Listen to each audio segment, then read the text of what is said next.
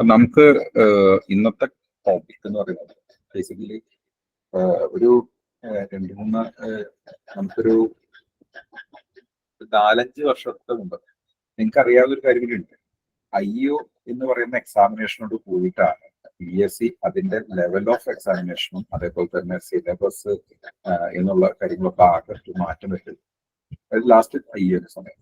പിന്നെ അവിടെ നിന്ന് അങ്ങോട്ടാണ് നമുക്കറിയാവുന്ന ഒരു ശരിക്കും പറഞ്ഞു കഴിഞ്ഞാൽ പണ്ടൊരു കുർമിയുടെ ടെസ്റ്റിലിട്ട് വെച്ച് കാണാതെ പഠിച്ചു പോയി കഴിഞ്ഞാൽ കിട്ടുന്ന കുറെ ക്വസ്റ്റ്യൻസ്. ഇപ്പൊ അങ്ങനെയല്ല.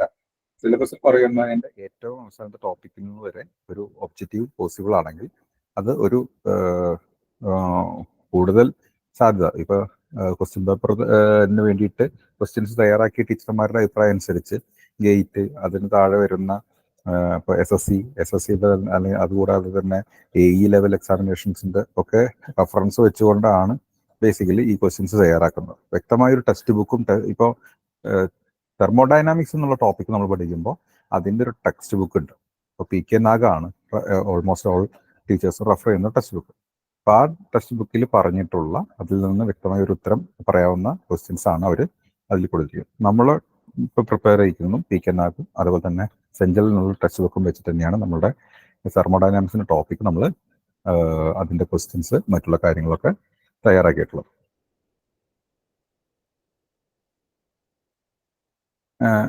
എല്ലാവരും കേൾക്കാൻ പറ്റുന്നുണ്ടല്ലോ? കുഴപ്പമൊന്നുമില്ലല്ലോ?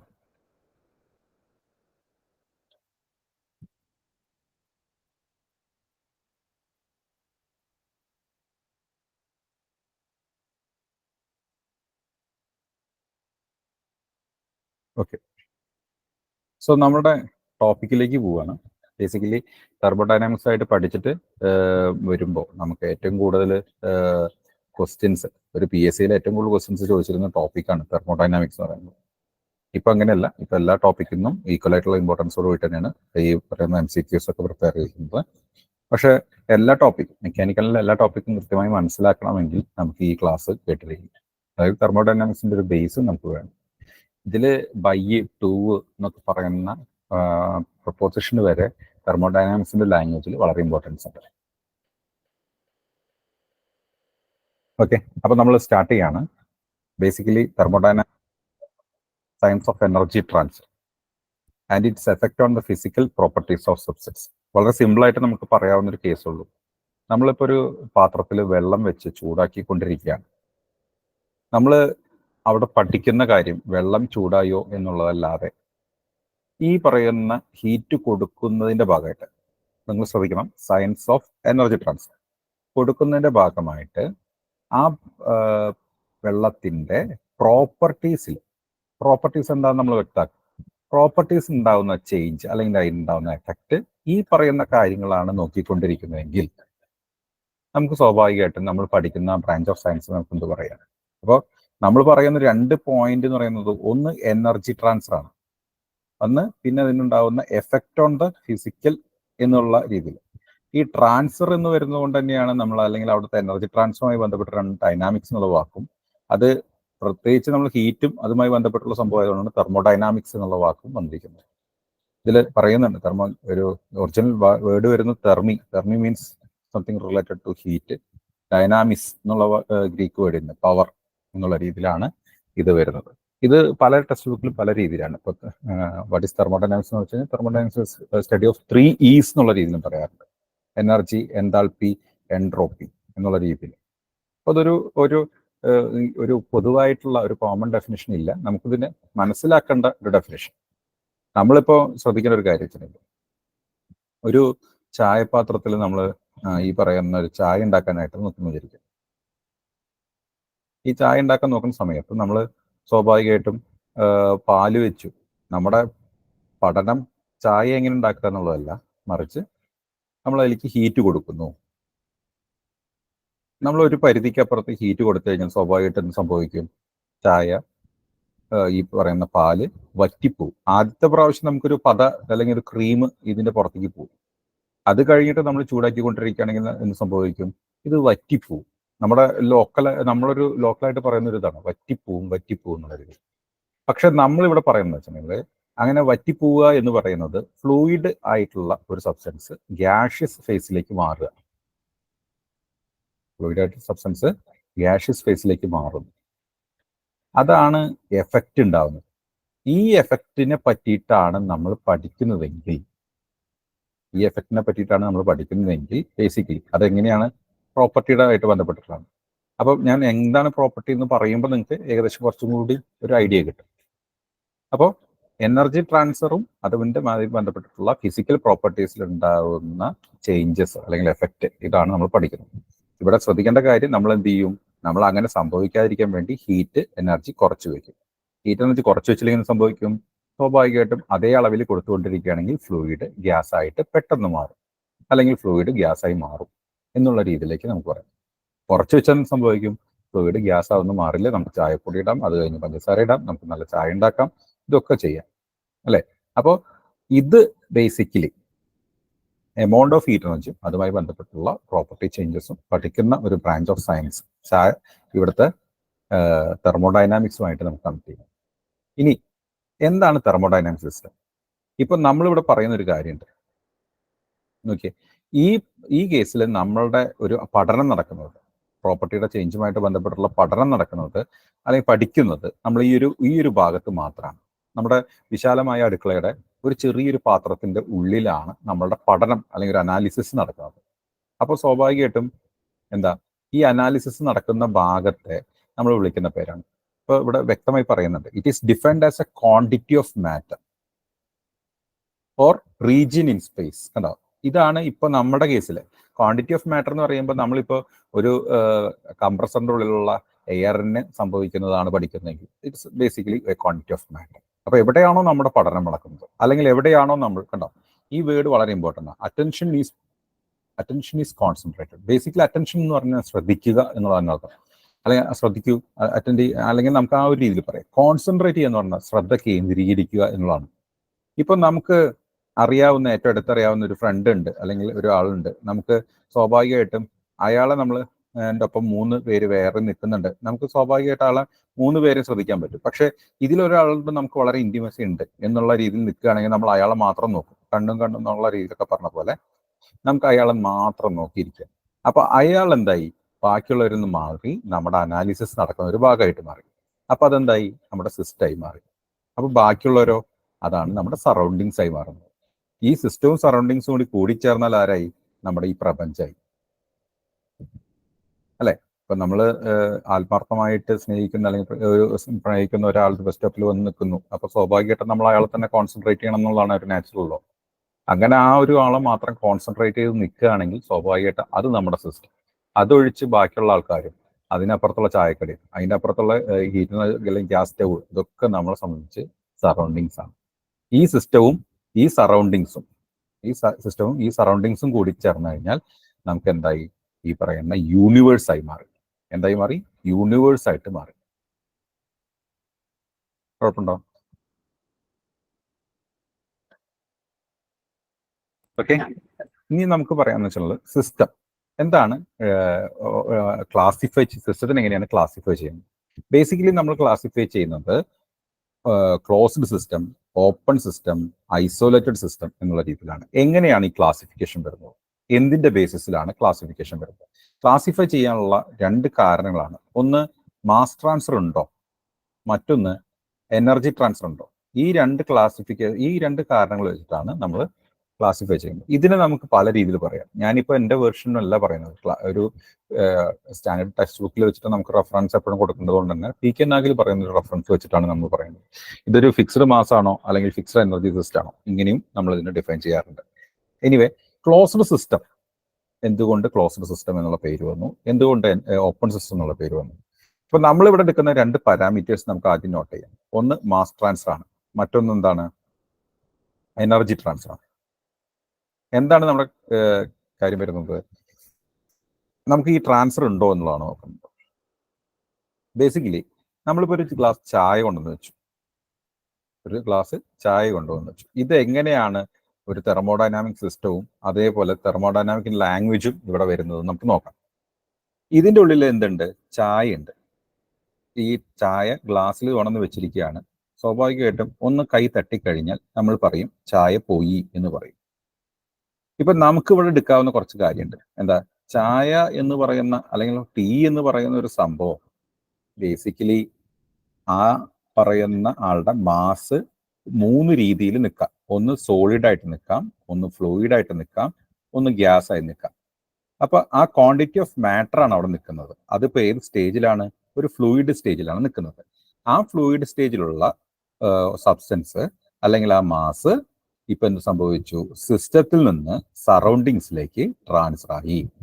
നമ്മുടെ വേർഡിങ്സ് എന്തായിരുന്നു? ഒരു സാധാരണ ലാംഗ്വേജിൽ പറയുകയാണെങ്കിൽ ചായ പോയി. അത് ഒരു മെക്കാനിക്കൽ തെർമോഡൈനാമിക്സിന്റെ ലാംഗ്വേജിലേക്ക് അത് മാറ്റുമ്പോൾ ഉണ്ടാകുന്ന വ്യത്യാസം, there is a mass transfer between system and surrounding. Okay, there is a mass transfer between system and surrounding. അത് ഐസ് ക്യൂബ്സ് ആയിരുന്നു വിചാരിക്കുക. ഒരു ഐസ് ക്യൂബ് പുറത്തേക്ക് പോയി, അപ്പോഴും മാസ് ട്രാൻസ്ഫർ എന്ന് പറയും. ഒരു ഐസ് ക്യൂബിന് പകരം അതിന്റെ വേറൊരു ഫേസിൽ എന്താ അവിടെ ഫ്ലൂയിഡായിട്ട് വെള്ളമായിട്ട് നിൽക്കുകയാണ് പോയിട്ടുണ്ടെങ്കിൽ സ്വാഭാവികമായിട്ടും മാസ് ട്രാൻസ്ഫർ. ഇനി അത് ഗ്യാഷ്യസ് സ്റ്റേജിൽ അല്ലെങ്കിൽ സ്റ്റീമിലായിട്ട് നിൽക്കണമെങ്കിൽ സ്വാഭാവികമായിട്ടും മാസ് ട്രാൻസ്ഫർ. അപ്പൊ there is A mass transfer between the system and surrounding. ഇത് തിരിച്ചും പോസിബിൾ ആണ് അല്ലെ? സറൗണ്ടിങ്സിൽ നിന്നും സിസ്റ്റത്തിലേക്കും പോസിബിൾ ആണ്. ഓക്കെ, അപ്പൊ മാസ് ട്രാൻസ്ഫർ സംഭവിക്കുന്ന ഒരു സിസ്റ്റം ആണെങ്കിൽ ഓക്കെ, അപ്പോൾ നമുക്ക് അവിടെ മാസ് ട്രാൻസ്ഫർ സംഭവിക്കുന്നുണ്ട്. പിന്നെ നമ്മൾ പറയുന്ന ഒരു ലാംഗ്വേജ് ആണ്, കുറച്ചേരം കഴിഞ്ഞ് കഴിഞ്ഞാൽ അതിന്റെ ചൂട് പോയി എന്ന് പറയും.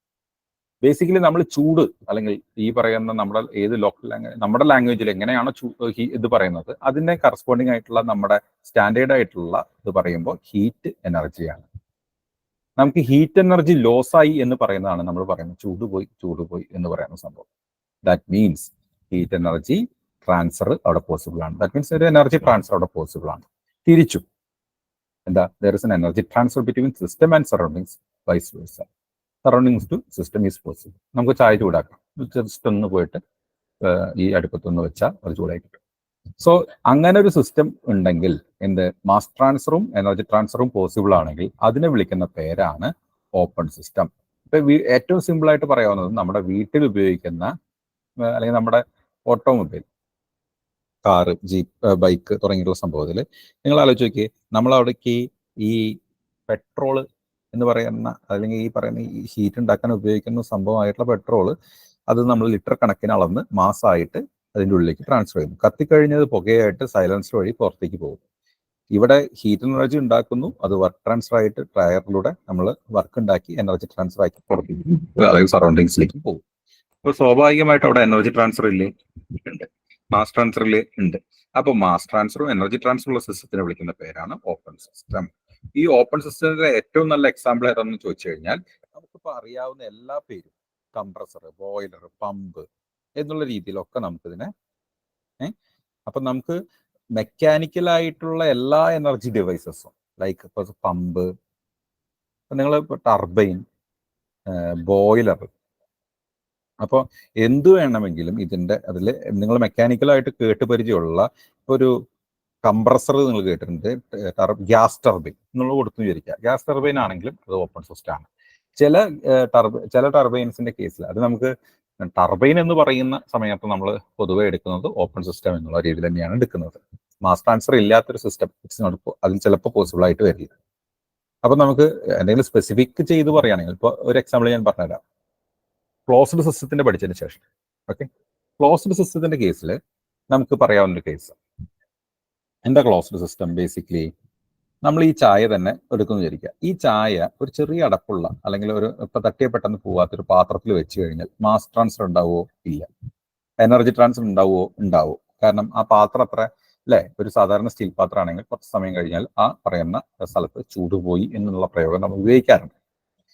ഇവിടെ നിങ്ങൾ എടുക്കുമ്പോൾ നമ്മുടെ വീട്ടിൽ ഉപയോഗിക്കുന്ന ഒരു റെഫ്രിജറേറ്റർ ആണ് ഏറ്റവും നല്ല ഒരു എക്സാമ്പിൾ ആയിട്ട് പറയുന്നത്. എന്തുകൊണ്ട് ഞാൻ ഹൗസ് ഹോൾഡ് റെഫ്രിജറേറ്റർ എന്ന് എടുത്തു പറയുന്നു? ഇൻഡസ്ട്രിയൽ റെഫ്രിജറേറ്ററും പോസിബിൾ ആണ്. അത് വേപ്പർ അബ്സോർപ്ഷൻ സൈക്കിളൊക്കെയാണ് വെച്ച് വർക്ക് ചെയ്യുന്നുണ്ടെങ്കിൽ ദർ ഇസ് ഒരു ചെറിയൊരു എമൗണ്ട് ഓഫ് മാസ് ട്രാൻസ്ഫർ അവിടെ സംഭവിക്കുന്നുണ്ട്. നമ്മുടെ വീട്ടിൽ ഉപയോഗിക്കുന്ന റെഫ്രിജറേറ്ററിന്റെ നമ്മൾ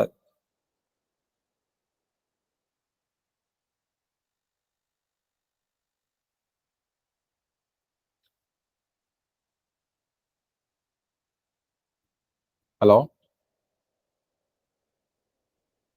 ഇപ്പൊ കേൾക്കണ്ടോ? ഹലോ, ഇടയിലൊന്ന് കട്ടായിട്ട് ഇപ്പൊ ഓക്കെയാണ്. Okay okay.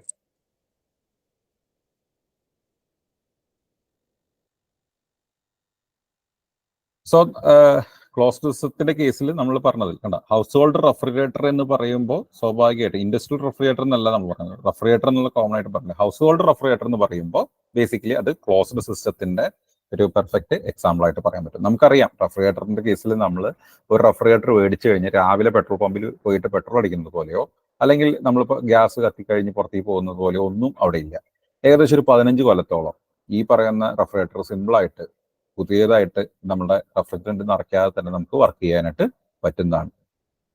ഓക്കെ അല്ലേ? അപ്പൊ നമുക്ക് പറയുന്നത് ഇവിടുത്തെ ഈ ഒരു കേസ് വെച്ചുകൊണ്ട് തന്നെ നമുക്കൊരു കാര്യം പറയാൻ പറ്റും. മാസ് ട്രാൻസ്ഫർ ഇല്ലാത്തത് കൊണ്ട് ഇതൊരു ഫിക്സഡ് മാസ് സിസ്റ്റം ആണ്. എന്താണ്? Fixed mass system. ശ്രദ്ധിക്കണം, ഫിക്സഡ് മാസ് സിസ്റ്റം ആണ്. ഇനി വരുന്ന ഒരു സാധാരണ രീതിയിൽ നമ്മൾ 3 സിസ്റ്റം ഉണ്ടെന്നൊക്കെ പറയും. പക്ഷെ മെക്കാനിക്കലിൽ നമ്മൾ ഡീപ്പായിട്ട് പഠിക്കുമ്പോൾ പറയുന്നത് it is A special type of A closed system. അതാണ് നമ്മുടെ ഐസോലേറ്റഡ് സിസ്റ്റം എന്ന് പറയുന്നത്. അപ്പൊ നമുക്ക് ഒരു ജനറൽ ആയിട്ട് പഠിക്കുന്ന സമയത്ത് ഐസോലേറ്റഡ് സിസ്റ്റം എന്ന് പറയുന്നത് ഒരു 3ാമത്തെ സിസ്റ്റം ആയിട്ട് തന്നെ നമുക്ക് പരിഗണിക്കാം. ഈ ഐസോലേറ്റഡ് സിസ്റ്റത്തിന്റെ കേസിൽ എന്താ, നമ്മൾ ഈ ചായ തന്നെ തെർമൽ ഫ്ലാസ്കിൽ ഒഴിച്ചു വെക്കുകയോ കാസറോളിന്റെ ഉള്ളിൽ എടുത്ത് വെക്കുകയോ ചെയ്തു കഴിഞ്ഞാൽ നമുക്ക് കുറച്ച് ദിവസത്തേക്ക് എന്നുള്ള രീതിയിൽ ഞാൻ പറയുന്നു, പെർഫെക്റ്റ് ആയിട്ടുള്ള ഒരു തെർമൽ ഫ്ലാസ്ക് നമുക്കിപ്പോൾ അവൈലബിൾ ആണെങ്കിൽ അത് നടക്കും. അപ്പോൾ ഇവിടെ നമുക്ക് എന്താണ്, മാസ് ട്രാൻസ്ഫർ ഉണ്ടാവില്ല, അതേസമയം എനർജി ട്രാൻസ്ഫർ ഉണ്ടാവില്ല. ഇതിന്റെ എക്സാമ്പിൾ പറഞ്ഞു കഴിഞ്ഞാൽ നമ്മളിപ്പോൾ തെർമൽ ഫ്ലാസ്ക് പറഞ്ഞു, അല്ലെങ്കിൽ കാസറോൾ പറഞ്ഞു, പാത്രങ്ങളുടെയും അങ്ങനത്തെ പരസ്യങ്ങളായിട്ട് മാറും. പക്ഷെ ഏറ്റവും നല്ലൊരു എക്സാമ്പിൾ എന്ന് പറയുന്നത് യൂണിവേഴ്സ് ആണ്. ബിക്കോസ് ഈ യൂണിവേഴ്സിന്റെ ബൗണ്ടറി എവിടെയാണെന്ന് നിങ്ങൾക്ക് അറിയോ? അതിന്റെ അപ്പുറത്തേക്ക് പോയിട്ടുള്ള ഏതെങ്കിലും ഒരാളുടെ പേര്. അപ്പൊ സ്വാഭാവികമായിട്ടും ഒരു മാസ് ട്രാൻസ്ഫറും ഒരു എനർജി ട്രാൻസ്ഫറും ഇല്ലാത്തതിന് ഒരു പെർഫെക്റ്റ് എക്സാമ്പിൾ പറയാൻ പറഞ്ഞു കഴിഞ്ഞാൽ അത് യൂണിവേഴ്സ് ആയിരിക്കും. ബേസിക്കലി പണ്ടൊക്കെ നമുക്ക്, പണ്ട് എന്ന് പറയാനുള്ള കാരണം ഇങ്ങനത്തെ ക്വസ്റ്റ്യൻസ് ഏതാണ് എന്നുള്ള രീതിയിലൊക്കെ നമുക്ക് ഒരു ക്വസ്റ്റ്യൻ ചോദിക്കുന്നത് ഇപ്പോൾ അങ്ങനെ ഇത്ര ചെറിയ സിമ്പിൾ ക്വസ്റ്റ്യൻസ് അല്ല. ഇപ്പൊ ചോദിക്കുന്ന ക്വസ്റ്റ്യൻസിനൊക്കെ അത്യാവശ്യം നല്ല ഡെപ്തിൽ തന്നെയാണ് ചോദിക്കുന്നത്. അത് ഒബ്ജക്റ്റീവ് ആണെന്നുള്ള രീതിയിൽ പഠിക്കുമ്പോൾ നമുക്ക് എല്ലാ സിലബസിലെ എല്ലാ ടോപ്പിക്കും കവർ ചെയ്തിട്ട് വേണം പോകാനായിട്ട്. ഓക്കെ, അപ്പൊ ഞാനൊരു പണ്ടത്തെ ലെവലിലൊരു ക്വസ്റ്റ്യൻ വെച്ചിട്ടാണ് ഇപ്പോൾ ഒരു പോള് ഞാൻ ഇപ്പൊ നിങ്ങൾക്ക് ഒന്ന് ജസ്റ്റ് ഒന്ന് ചെയ്തു നോക്കി വെക്കുക.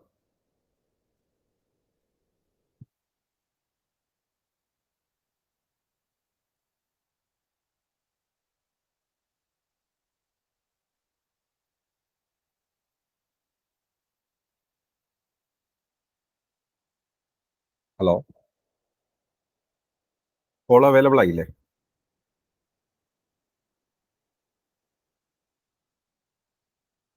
ഹലോ,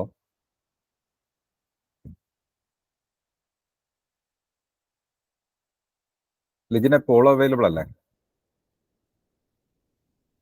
ഓപ്പറേറ്റേഴ്സ് ഉണ്ടായിട്ടില്ല. ഷെയ്ഡ് പോലെ നിൽക്കണേ, ഷെയ്ഡ് പോലെ നിൽക്കണേ. വന്നിട്ടില്ല.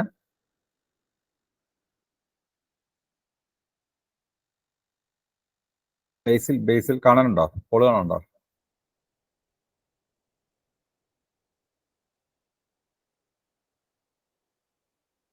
നിങ്ങളുടെ ചാറ്റ് ബോക്സിന്റെ സൈഡിലായിട്ട് കാണാം പോൾ എന്നുണ്ട്, ആക്ടിവിറ്റീസ് എന്നുണ്ട്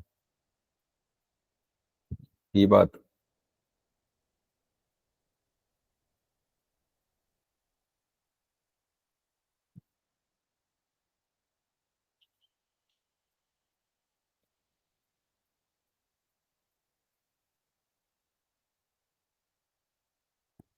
ഒന്ന് ചെയ്തിട്ടാ മതി, ഞാൻ ക്ലാസ് കണ്ടിട്ട് ചെയ്യാണ് കേട്ടോ. ഹലോ, കേൾക്കുന്നില്ലേ? ആരെങ്കിലും ഒന്ന് റെസ്പോണ്ട് ചെയ്യുകയാണെങ്കിൽ ഉപകാരമായിരുന്നു. സാറേ പോള് കാണാനല്ലേ? ഓക്കെ, ഒന്ന് ആൻസർ ഒന്ന് ചെയ്തു നോക്കി നോക്കട്ടോ. നമ്മൾ പഠിച്ച ഒരു സിസ്റ്റത്തിന്റെ പേര് അല്ലെങ്കിൽ isolated closed none of the above എന്ന് പറയുന്ന അല്ലെ, നൺ ഓഫ് ദി അബോവ് എന്ന് പറയുന്ന ഇതിൽ നമുക്കിതിൽ ഏത് ഓപ്ഷനാണ് ബെറ്റർ ആയിട്ട് വരുന്നത് അതൊന്ന് ജസ്റ്റ് ഒന്ന് നോക്കുക. കാരണം സ്റ്റഡി ഫ്ലോ സിസ്റ്റം പറയുന്നത് എന്താണെന്ന് ഞാൻ ഒന്നോട് പറയാം. ഓപ്ഷൻ പറയുമ്പോൾ അങ്ങനെയാണ്. ഇപ്പൊ മാസ് ഫ്ലോ, ഇവിടെ മാസിന്റെ ഫ്ലോ ഉള്ള സിസ്റ്റത്തിനെ വിളിക്കുന്നതാണ്. കാരണം അപ്പൊ സിംപ്ലി അത്രേ ഉള്ളൂ, മാസിന്റെ ഫ്ലോ ഉള്ള സിസ്റ്റത്തിനെ വിളിക്കുന്നതാണ് ഫ്ലോ സിസ്റ്റം. അതിന്റെ അനാലിസിസ് അല്ലെങ്കിൽ ഫ്ലോ പ്രോസസ് എന്ന് പറയുന്നത് ബേസിക്കലി മാസിന്റെ ഫ്ലോ ഉണ്ടോ അല്ലെങ്കിൽ അങ്ങനെ വിളിക്കുന്ന പേരാണ് മാസ് ഫ്ലോ പ്രോസസ് എന്ന് പറയുന്നത്. അപ്പൊ ഓപ്പൺ സിസ്റ്റം തന്നെയാണ് അവിടെ ഉദ്ദേശിച്ചിരിക്കുന്നത്. ഓക്കെ, ഇതിൽ സ്റ്റഡി എന്നുള്ള വാക്ക് നമുക്ക് ഡീറ്റെയിൽ ആയിട്ട് പഠിക്കാനുണ്ട്. ജസ്റ്റ് ഫ്ലോ സിസ്റ്റം എന്ന് പറഞ്ഞാൽ അല്ലെങ്കിൽ ഫ്ലോ പ്രോസസ് എന്ന് പറഞ്ഞാൽ ബേസിക്കലി ഓപ്പൺ സിസ്റ്റത്തിന്റെ വേറൊരു രീതിയിൽ നമുക്ക് പറയാനായിട്ട് പറ്റും. ഓക്കെ, കുഴപ്പമില്ലല്ലോ.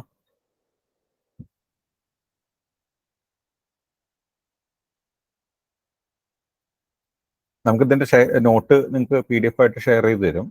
നമ്മൾ ക്ലാസ്സിൽ ഡിസ്കസ് ചെയ്തിട്ടുള്ള സംഭവങ്ങളുടെ നോട്ട് നമുക്ക് ഷെയർ ചെയ്ത് തരും. അല്ലാതെ നിങ്ങൾക്ക് നോട്ട് പ്രിന്റഡ് ആയിട്ടുള്ള വേർഷൻസ് അവിടെ ഉണ്ട്. അത് നിങ്ങൾക്ക് ഇതിന്റെ ഈ ഡെമോ വേർഷൻസ് കഴിഞ്ഞ് കഴിഞ്ഞാൽ നിങ്ങൾക്ക് അത് അവൈലബിൾ ആവും. ഓക്കെ, നെക്സ്റ്റ് നമുക്ക് പറയുന്നത് വെച്ചാൽ കൺട്രോൾ വോളിയം എന്നുള്ള ഒരു അപ്രോച്ചാണ്. ബേസിക്കലി ഇത് തെർമോഡൈനാമിക് അനാലിസിസ് ഓഫ് ഓപ്പൺ സിസ്റ്റത്തിന്റെ കേസിലാണ് നമ്മളിത് എടുക്കുന്നത്. നിങ്ങൾക്കറിയാം എന്താണ് ഒരു ഓപ്പൺ സിസ്റ്റത്തിന്റെ കേസ് എടുക്കുമ്പോൾ ഓപ്പൺ സിസ്റ്റത്തിൽ മാസ് ഫ്ലോ എന്ന് പറയുന്ന ഒരു കേസ് വരുന്നത് കൊണ്ട് തന്നെ ഒരു ഏറ്റവും സിമ്പിൾ ആയിട്ടുള്ള എക്സാമ്പിൾ, നമ്മളവിടെ വീട്ടിലുള്ള ഒരു ടേബിൾ ഫാനോ അല്ലെങ്കിൽ വെറും ഫാനോ, ആ ഫാനിന്റെ കേസിൽ നമുക്കിപ്പോൾ മാസ് ഫ്ലോ ഉള്ളത് കൊണ്ട് ഇൻലെറ്റ് ഔട്ട്ലെറ്റ് എന്നുള്ളത് ഓപ്പൺ ആയിട്ടുള്ള നിൽക്കുന്നത് പോലെയാണ്. അല്ലെങ്കിൽ ഒരു നമുക്കിപ്പോൾ ഒരു പമ്പ്, ഒരു വീട്ടിലുള്ള പമ്പിന്റെ ഉള്ളിലാണ് അതിന്റെ ഇമ്പല്ലർ ഇരിക്കുന്നത്. അത് പുറമേ നിന്ന് കാണാൻ പറ്റും? ഇല്ല, കാരണം അവിടെ കറക്റ്റായിട്ട് ഫിക്സ് ചെയ്ത് വെച്ചിരിക്കുകയാണ്. അതും ഒരു കാര്യത്തിൽ നോക്കിയാൽ മതി, അതിനൊരു ഓപ്പണിംഗ് ഉണ്ട്, അതിനൊരു ക്ലോസ് ഉണ്ട്. അപ്പൊ നമുക്ക് ഒരു ക്ലോസ്ഡ് സിസ്റ്റം പറയുന്നത് പോലെ, ഒരു ഫിക്സ്ഡ് ബൗണ്ടറി പറയുന്നത് പോലെ നമുക്ക് ഇവിടെ പറയാനായിട്ട് പറ്റില്ല. അപ്പൊ നമ്മൾ എന്താ ചെയ്യുന്നത് അറിയോ? ഇത് ഉൾപ്പെടുന്ന രീതി എന്ന് പറഞ്ഞു കഴിഞ്ഞാൽ ഈ ഒരു മെഷീൻ ഇവിടെ ഇരിക്കുകയാണെങ്കിൽ ആ മെഷീൻ ഉൾപ്പെടുന്ന രീതിയിൽ അതിനൊരു ചുറ്റുമായിട്ട് ഒരു വോളിയം നമ്മൾ എടുക്കും. അപ്പൊ ജസ്റ്റ് ഒരു സർഫസ് എന്നല്ല എടുക്കുന്നത്, ഒരു 2 ഡയമെൻഷണൽ സ്പേസ് അല്ല നമ്മൾ എടുക്കുന്നത്, ഒരു 3 ഡയമെൻഷണൽ സ്പേസ് ആണ് എടുക്കുന്നത്. എന്നിട്ടാണ് നമ്മൾ ഇതിലേക്ക് വരുന്നതും പോകുന്നതുമായിട്ടുള്ള അനാലിസിസ് എടുക്കുന്നത്. അപ്പോൾ ഈ പറയുന്ന സർഫസുകളെ വിളിക്കുന്ന പേരാണ് കൺട്രോൾ സർഫസ് എന്നുള്ള രീതിയിൽ വിളിക്കുന്നത്. ഈ മൊത്തത്തിലുള്ള വോളിയത്തിന് വിളിക്കുന്ന പേരാണ് കൺട്രോൾ വോളിയം. ബേസിക്കലി അത് നമുക്ക് പഠിക്കാനുള്ള ഒരു കാര്യം, അത് എന്തിന്റെ അനാലിസിസിലാണ്? ഒരു ഓപ്പൺ സിസ്റ്റത്തിന്റെ അനാലിസിസിലാണ് നമ്മൾ എടുക്കുന്നത്. കുഴപ്പമുണ്ടോ? അതിപ്പോൾ എയർ കംപ്രസർ ആയാലും ഓപ്പൺ സിസ്റ്റത്തിൽ ഏതാണോ വരുന്നത് അതിന്റെ ഏതിന്റെ കേസിലായാലും ഇങ്ങനെ തന്നെയാണ് നമ്മൾ ചെയ്യുന്നത്. ഓക്കെ, നമ്മൾ ഓൾറെഡി ഡിസ്കസ് ചെയ്ത സംഭവമാണ് സറൗണ്ടിങ്സ് എന്ന് പറയുന്നത്. സറൗണ്ടിങ്സ് എന്ന് പറഞ്ഞു കഴിഞ്ഞാൽ everything external to the system is called surrounding. സിസ്റ്റത്തിനെയും സറൗണ്ടിങ്സിനെയും വേർതിരിക്കുന്ന ഒരു ഭാഗം ഉണ്ടാവും. ചിലപ്പോൾ അത് റിയൽ ആവും, ചിലപ്പോൾ അത് ഇമേജ് ആവും, ചിലപ്പോൾ അത് ഫിക്സ്ഡ് ആവും, ചിലപ്പോൾ അത് മൂവിങ് ആയിരിക്കും. ഈ ഇതിനെ വിളിക്കുന്ന പേരാണ് ബൗണ്ടറി എന്നുള്ള രീതിയിൽ പറയുന്നത്. കുഴപ്പമില്ല. ഇനി ഏറ്റവും ഇമ്പോർട്ടൻ്റ് ആയിട്ടുള്ള വേറൊരു ഇതാണ് system and it's surroundings is together compresses A universe. സിസ്റ്റവും സറൗണ്ടിങ്സും ഒക്കെ കൂടിക്കഴിഞ്ഞാൽ, പണ്ടത്തെ ഡിപ്ലോമ ലെവലുള്ള ക്വസ്റ്റ്യൻസ്, ഇപ്പോഴും ഡിപ്ലോമ ലെവലുള്ള ഒരു ക്വസ്റ്റ്യൻ പേപ്പറിൽ സിസ്റ്റവും സറൗണ്ടിങ്സ് കൂടിയാൽ യൂണിവേഴ്സ് എന്നുള്ളൊരു ക്വസ്റ്റ്യൻ നമുക്ക് കാണാനായിട്ട് പറ്റില്ല. പണ്ടത് സ്ഥിരമായിരിക്കും. ഓക്കെ, പക്ഷെ നമുക്കിതിന് മനസ്സിലാക്കിയാൽ മാത്രം. ഇപ്പം നിങ്ങൾക്ക് ഞാനിപ്പോൾ പഠിപ്പിക്കാൻ പോകുന്നത് പ്രോസസ്സാണ്. പ്രോസസ്സിൽ സംഭവിക്കുന്നത് സിസ്റ്റത്തിനും സറൗണ്ടിങ്സിനും ഇടയിൽ നടക്കുന്ന എനർജി ട്രാൻസ്ഫർ ആണ് അല്ലെങ്കിൽ വർക്ക് ട്രാൻസ്ഫർ ആണ്. ആ സമയത്ത് നമ്മളൊരു ഫ്ലോ പ്രോസസ്സാണ്, ഇതൊരു എന്താണ് നോൺ ഫ്ലോ പ്രോസസ് അല്ല. അങ്ങനെയൊക്കെ പറയുമ്പോൾ അത് മനസ്സിലാവാനുള്ള ഒരു ബേസ് ആയിട്ട് ഇതിനെ പരിഗണിച്ചാൽ മതി. ഓക്കെ, ഇനി വരുന്ന വെച്ചിട്ടുണ്ടെങ്കിൽ നമുക്ക് പ്രോപ്പർട്ടിയാണ്. പ്രോപ്പർട്ടി എന്ന് പറഞ്ഞു കഴിഞ്ഞാൽ ബേസിക്കലി ഇത് വളരെ ഇമ്പോർട്ടൻ്റ് ആയിട്ടുള്ള ഒരു ഭാഗമാണ്. കാരണം ഇതിൽ നമുക്ക് ഒരുപാട് ക്വസ്റ്റ്യൻസ് നമുക്ക് എക്സ്പെക്ട് ചെയ്യാവുന്നതാണ്. ഇങ്ങനെ ഒരു ടോപ്പിക് പഠിച്ചു കഴിഞ്ഞാൽ നമുക്ക് കുറേ കാര്യങ്ങൾ മനസ്സിലാക്കാൻ പറ്റുന്നതാണ്. ഇപ്പം എന്താണ് ഒരു പ്രോപ്പർട്ടി? ബേസിക്കലി നമുക്ക് നമ്മൾ പറയുന്നൊരു പ്രോപ്പർട്ടിയുടെ ഒരു ഡെഫിനിഷൻ എന്ന് പറഞ്ഞു കഴിഞ്ഞാൽ should be observable or measurable or quantifiable. എല്ലാ വാക്കും വന്ന് തന്നെയാണ് സൂചിപ്പിക്കുന്നത്. അതായത് നമുക്കൊരാളുടെ സിസ്റ്റത്തിന്റെ ഒരു അവസ്ഥ കൃത്യമായി പറയാം, അല്ലെങ്കിൽ ഒരു ഫിസിക്കൽ കണ്ടീഷൻ കറക്റ്റായിട്ട് എക്സ്പ്ലെയിൻ ചെയ്യാൻ പറ്റുന്നതിനെ വിളിക്കുന്ന പേരാണ്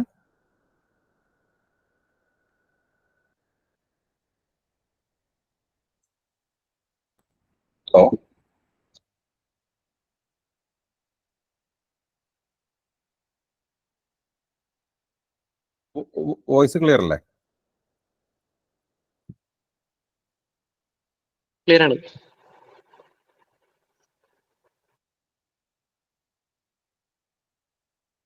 സോ പ്രോപ്പർട്ടി എന്ന് പറഞ്ഞാൽ ബേസിക്കലി നമ്മൾ പറഞ്ഞു എന്താ വെച്ചാൽ every system has certain characteristics. ഇവിടെ ശ്രദ്ധിക്കേണ്ട വാക്കിന്റെ ഒരു പ്രത്യേകത ഉണ്ട്. ക്യാരക്ടർ എന്ന് പറഞ്ഞു കഴിഞ്ഞാൽ സ്വഭാവമാണ്, അല്ലെ? സ്വഭാവ സവിശേഷത. അപ്പൊ നമ്മൾ ഒരാൾ ചിരിക്കും എന്ന് പറയുന്ന ഒരു സ്വഭാവമാണ്. എല്ലാവരും ചിരിക്കും, പക്ഷെ എല്ലാവരും ഒരേപോലെ ചിരിക്കുമോ? ഒരേ കാരണത്തിന് എല്ലാവരും ഒരുപോലെ ചിരിക്കാറുണ്ടോ? ഇല്ല. അത് ഓരോരുത്തരുടെയും വ്യത്യസ്തമായിരിക്കും. അതേപോലെ നമുക്ക് ഏറ്റവും സിമ്പിൾ ആയിട്ട് പറയാവുന്ന ഒരു കാര്യം എന്താ വെച്ചിട്ടുണ്ടെങ്കിൽ, നമ്മളൊരു 3 ബീക്കർ ഇരിക്കുന്നുണ്ട്. അതിൽ നിറച്ചിരിക്കുന്നത് അത്ര ഹാംഫുൾ അല്ലാത്ത ഏതെങ്കിലും ഒരു ലിക്വിഡാന്ന് വിചാരിക്കുക. ഈ പറയുന്ന 3 എണ്ണത്തിന്റെ പുറത്ത് ജസ്റ്റ് ഒരു സ്റ്റിക്കറിൽ എഴുതി വെച്ചിട്ടുണ്ട് 30 ഡിഗ്രി സെൽഷ്യസ്, ഒരെണ്ണം 40 ഡിഗ്രി സെൽഷ്യസ്, മറ്റൊന്ന് 60 ഡിഗ്രി സെൽഷ്യസ്, അല്ലെങ്കിൽ 90 ഡിഗ്രി സെൽഷ്യസ്, അല്ലെങ്കിൽ 90 എഴുതിക്കോട്ടെ, എടുക്കട്ടെ. ഇതിൽ ഒരെണ്ണത്തിൽ കൈ മുക്കിയേ പറ്റൂ എന്ന് പറഞ്ഞാൽ നമ്മൾ ഏതിലെ പോയി മുക്കുവോ? ഫസ്റ്റ് ഏതിലെ മുക്കുവോ? ഈ പറയുന്ന 30 ഡിഗ്രി സെൽഷ്യസിലാണ്. ഈ 30 ഡിഗ്രി സെൽഷ്യസിൽ മുക്കിയാൽ ഹാംഫുൾ അല്ല, അല്ലെങ്കിൽ പൊള്ളില്ല, അല്ലെങ്കിൽ ചൂട് കുറവായിരിക്കും എന്ന് നമ്മൾ മനസ്സിലാക്കിയത് എന്താണ്? ഈ പറയുന്ന 30 എന്നുള്ള നമ്പറാണ്. ഡെഫിനറ്റ്ലി നമ്മൾ രണ്ടാമത് മുക്കാൻ പറഞ്ഞു കഴിഞ്ഞാൽ, രണ്ടാമത് മുക്കിയേ പറ്റൂ, ഈ പാത്രം മാറ്റി വെച്ച് ഒരെണ്ണത്തിൽ ഏതെങ്കിലും ഒരെണ്ണം മുക്കിയേ പറ്റൂ എന്ന് പറഞ്ഞാൽ നമ്മൾ 40 മുക്കുള്ളൂ. എന്തുകൊണ്ട് നമ്മൾ മൂന്നാമത്തെ അല്ലെങ്കിൽ 90 ഡിഗ്രി സെൽഷ്യസിൽ മുക്കുന്നില്ല? ഈ മുക്കിയേ പറ്റൂ എന്ന് പറഞ്ഞാൽ മുക്കാൻ പോവുമോ 90 ഡിഗ്രി സെൽഷ്യസിൽ? ഒരിക്കലും ഇല്ല.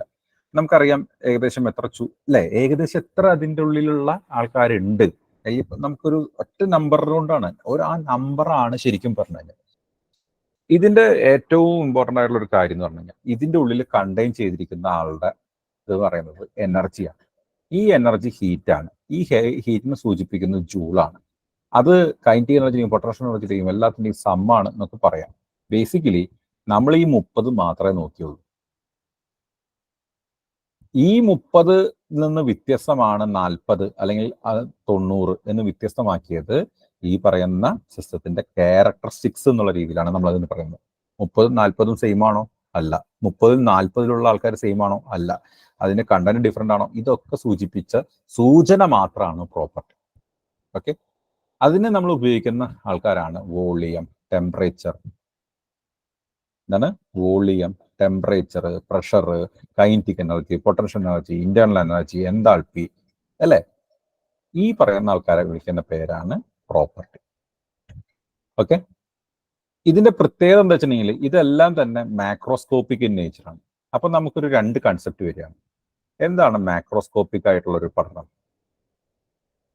മറ്റൊന്ന് മൈക്രോസ്കോപ്പിക് ആയിട്ടുള്ള പഠനം.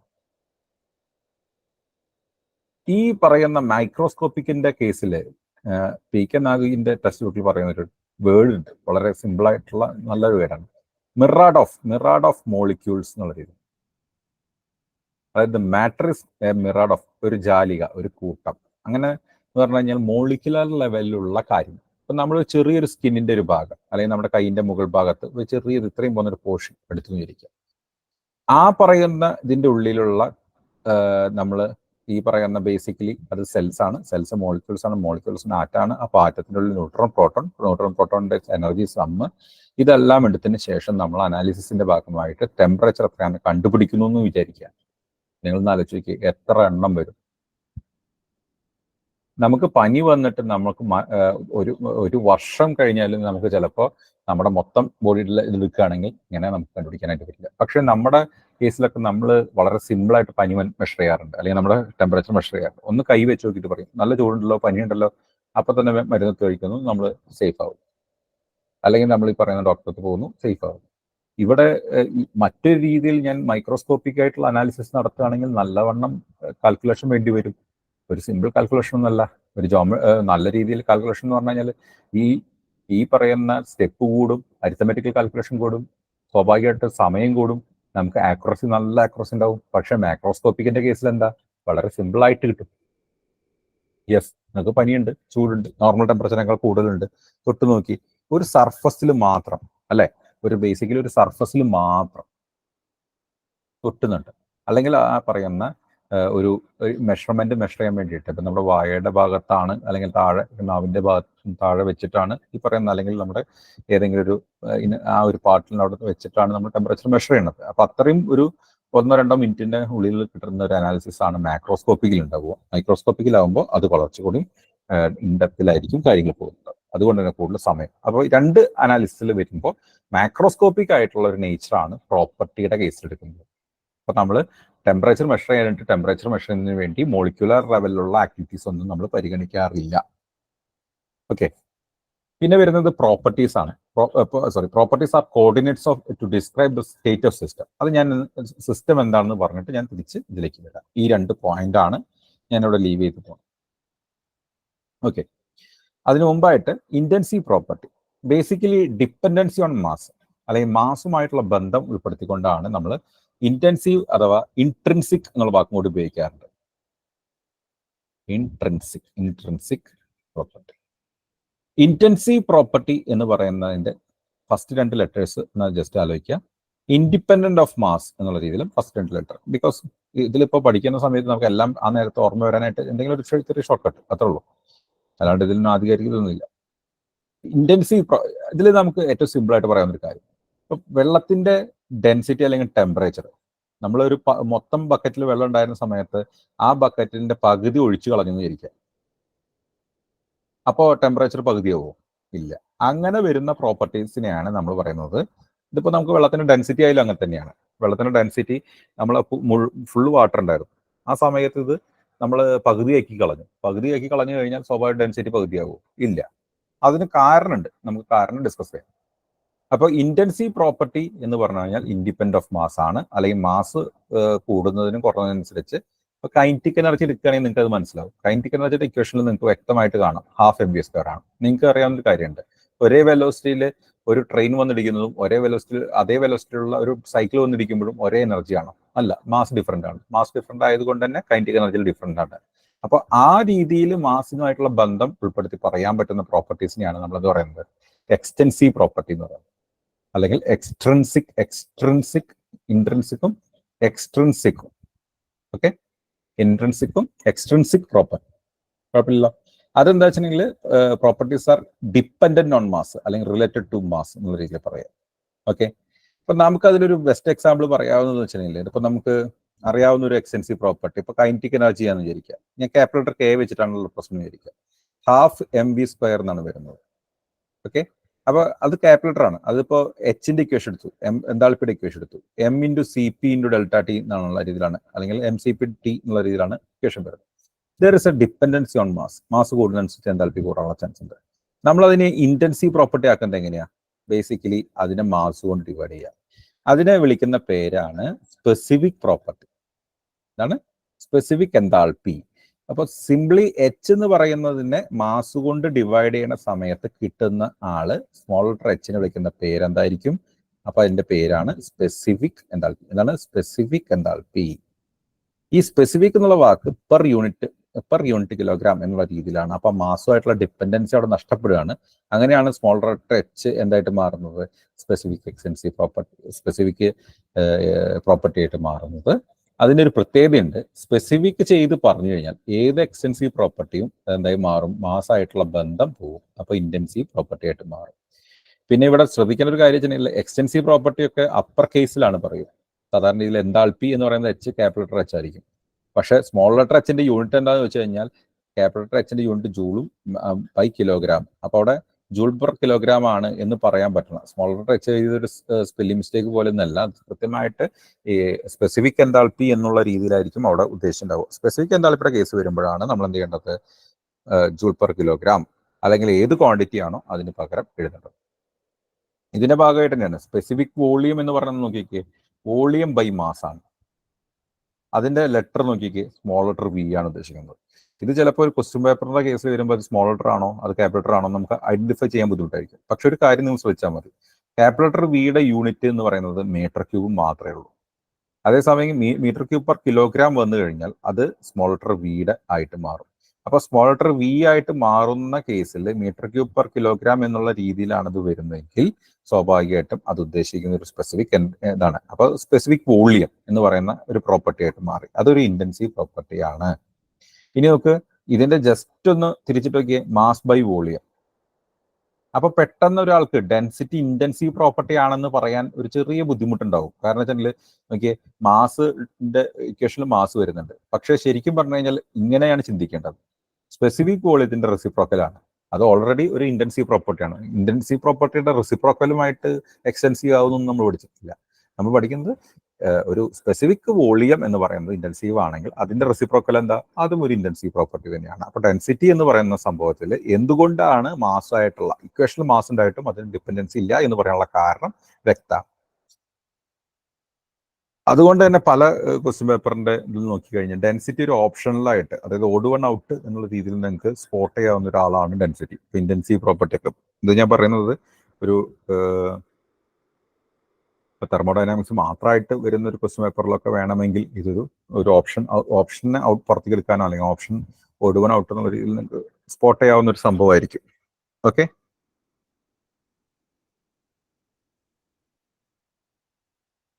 ഇതുവരെ എന്തെങ്കിലും ഡൗട്ട് ഉണ്ടോ? നമുക്കൊന്ന് പറഞ്ഞിട്ട് പോവാം.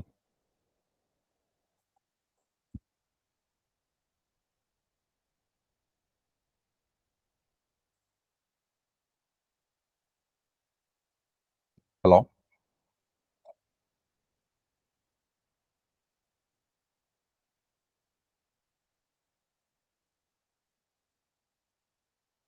ആർക്കെങ്കിലും ഡൗട്ട് ഉണ്ടെങ്കിൽ ചോദിക്കാം. ഇപ്പൊ ഈ ടോപ്പിക്കിനെ കുറിച്ച് മാത്രമല്ല, നമുക്കിപ്പോ ഇനി വേറെ എന്തെങ്കിലും നിങ്ങൾക്ക് IAന്റെ കേസിൽ എന്തെങ്കിലും ഡൗട്ട് ഉണ്ടെങ്കിൽ ചോദിക്കാട്ടോ.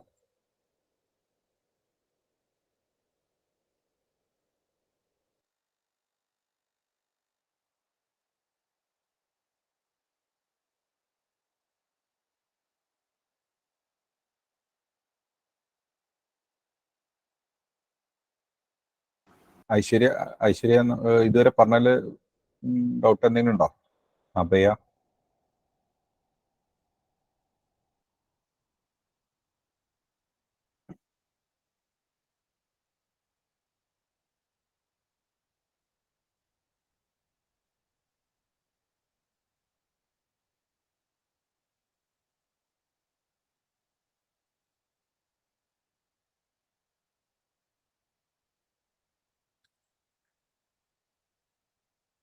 ഹലോ,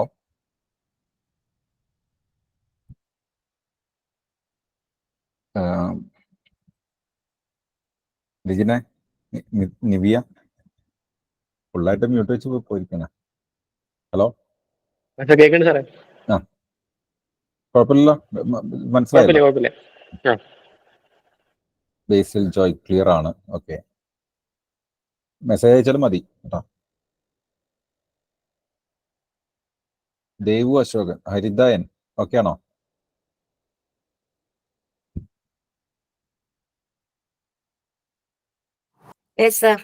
ഓക്കെ,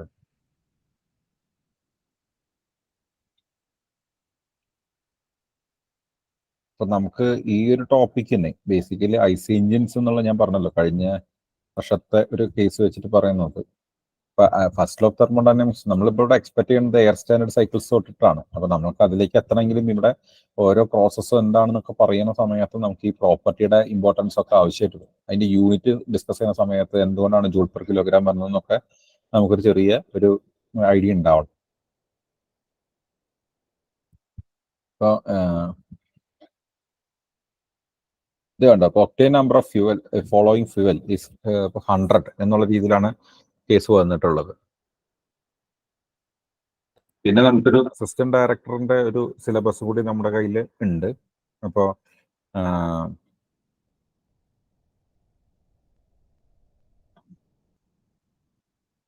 അതിൽ സിവിൽ എഞ്ചിനീയർ, മെക്കാനിക്കൽ എഞ്ചിനീയർ, അതിലും തുടക്കുന്നത് concepts of thermodynamics, system, process, cycle, 3 laws of thermodynamics, Carnot cycle. അത് അപ്പോൾ നമുക്കെന്ന് വെച്ചാൽ ഞാനിപ്പോൾ concepts of thermodynamics questions expect ചെയ്യുന്നില്ല. കൺസെപ്റ്റ് ഓഫ് തെർമോഡൈനാമിക്സ് ഉണ്ടെങ്കിൽ മാത്രമേ നമുക്ക് ഈ സൈക്കിൾസ് പഠിക്കാൻ പറ്റുള്ളൂ. അപ്പോൾ നിങ്ങളതൊന്ന് മനസ്സിൽ വെക്കുക. നമുക്കിതൊരു ബേസ് ആയിട്ട്, ഒരു ഫൗണ്ടേഷൻ ആയിട്ട് ഇതിനെ കണക്കാക്കുക. മാത്രമല്ല ഇതിന് ചോദിക്കാൻ പാടില്ല എന്നുള്ള റൂളൊന്നും ഇല്ല കേട്ടോ, ചോദിക്കുകയും ചെയ്യാം.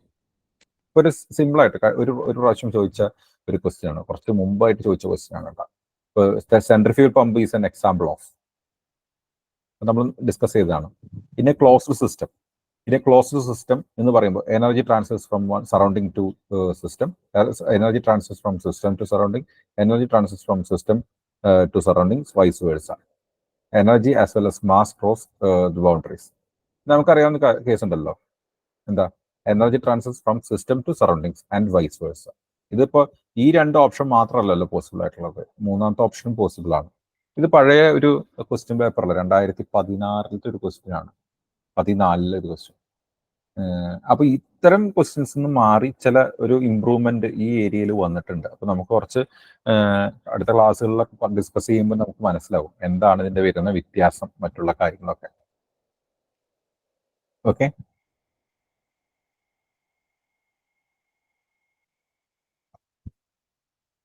നമുക്കൊരു ഒരു ഓൺലൈൻ ക്ലാസ് ആകുമ്പോൾ തന്നെ നമുക്ക് അതിൻ്റെതായിട്ടുള്ള ചെറിയ ഇത് ഒരു ഇത് എന്ന് പറഞ്ഞു കഴിഞ്ഞാൽ നമുക്കൊരു ഫീഡ്ബാക്ക് കിട്ടുക എന്നുള്ളതാണ്. നിങ്ങൾ ടൈപ്പ് ചെയ്ത് മെസ്സേജ് അയക്കുകയാണെങ്കിലും അതൊരു ഫീഡ്ബാക്ക് ആയിട്ട് എടുക്കാൻ പറ്റും. ഓക്കെ, ഒന്ന് ആക്റ്റീവായിരിക്കണം. നമുക്ക് ഇപ്പോൾ പല തിരക്കുകളിലായിരിക്കും നിങ്ങൾ നിൽക്കുന്നുണ്ടാവും, പല തിരക്കുകളിൽ നിന്ന് വന്നിട്ടാണ് ഈ സമയം കണ്ടതെന്ന് അറിയാം. പക്ഷെ നമുക്കിത് നമുക്ക് വളരെ ഇമ്പോർട്ടൻ്റ് ആയിട്ടുള്ള ഒരു കാര്യം, നമ്മളൊരു സമയം ഇതിനു വേണ്ടി മാറ്റി വെക്കുന്നുണ്ടെങ്കിൽ നമുക്കത് നല്ല രീതിയിൽ ഹെൽപ്ഫുൾ ആവണം. ഓക്കെ,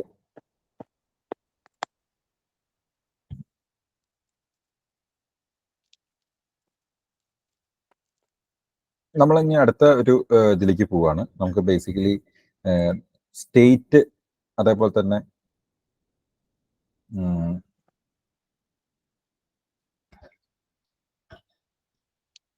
സ്റ്റേറ്റ്, അതേപോലെ നമ്മുടെ path, process, cycles, homogeneous system, heterogeneous system, ഈ ഒരു ടോപ്പിക്കാണ് നമ്മൾ പോകുന്നത്.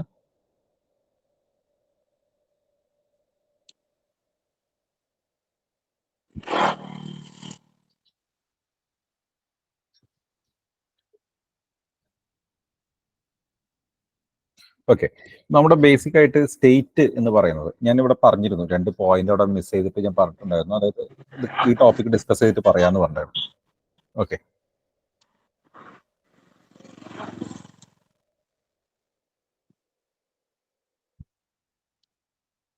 ഓക്കെ, അപ്പൊ നമുക്ക് എന്താണ് സ്റ്റേറ്റ്? ബേസിക്കലി നമ്മുടെ പേഴ്സണൽ ആയിട്ടുള്ള രീതിയിൽ വെച്ച് നമുക്ക് പെട്ടെന്ന് ഒരു എക്സാമ്പിൾ പറയാവുന്ന ഒരു കാര്യമാണ് നമുക്ക് അവസ്ഥ, സന്തോഷം. നമ്മൾ എങ്ങനെയാണ് ഒരാൾ സന്തോഷത്തിലാണ് മനസ്സിലാക്കുക? ഒരു പ്രോപ്പർട്ടി നോക്കി കഴിഞ്ഞാൽ നമുക്ക് മനസ്സിലാക്കാൻ പറ്റും. ഒരു പ്രോപ്പർട്ടിയാണ് സാധാരണ എല്ലാവരും നോക്കാറുള്ളത്. എന്താ? സന്തോഷം എന്ന് പറയുന്നതിന് നമ്മൾ ചിരിക്കുന്നുണ്ടോ? പക്ഷെ ബേസിക്കലി നമുക്ക് എല്ലാവർക്കും അറിയാം, നമുക്ക് അങ്ങനെ നോക്കിക്കഴിഞ്ഞാൽ നമുക്കിപ്പോൾ ഒരാളുടെ ഫേസ് കാണിച്ച് അല്ലെങ്കിൽ ഒരാളുടെ മുഖത്ത് ചിരിച്ചിട്ട് നമുക്ക് പറയാമല്ലോ, നിന്നെ ഞാൻ ശരിയാക്കിക്കൊള്ളാം എന്നുള്ള രീതിയിൽ പറയുന്ന ഒരു രീതി ഉണ്ടല്ലോ.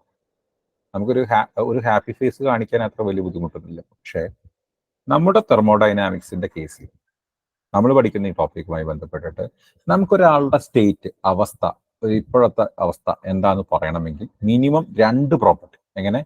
When all properties have definite values. അത് നമ്മൾ പറയുന്നത് ഇങ്ങനെയാണ്, നമ്മൾ നോക്കിയാൽ മതി.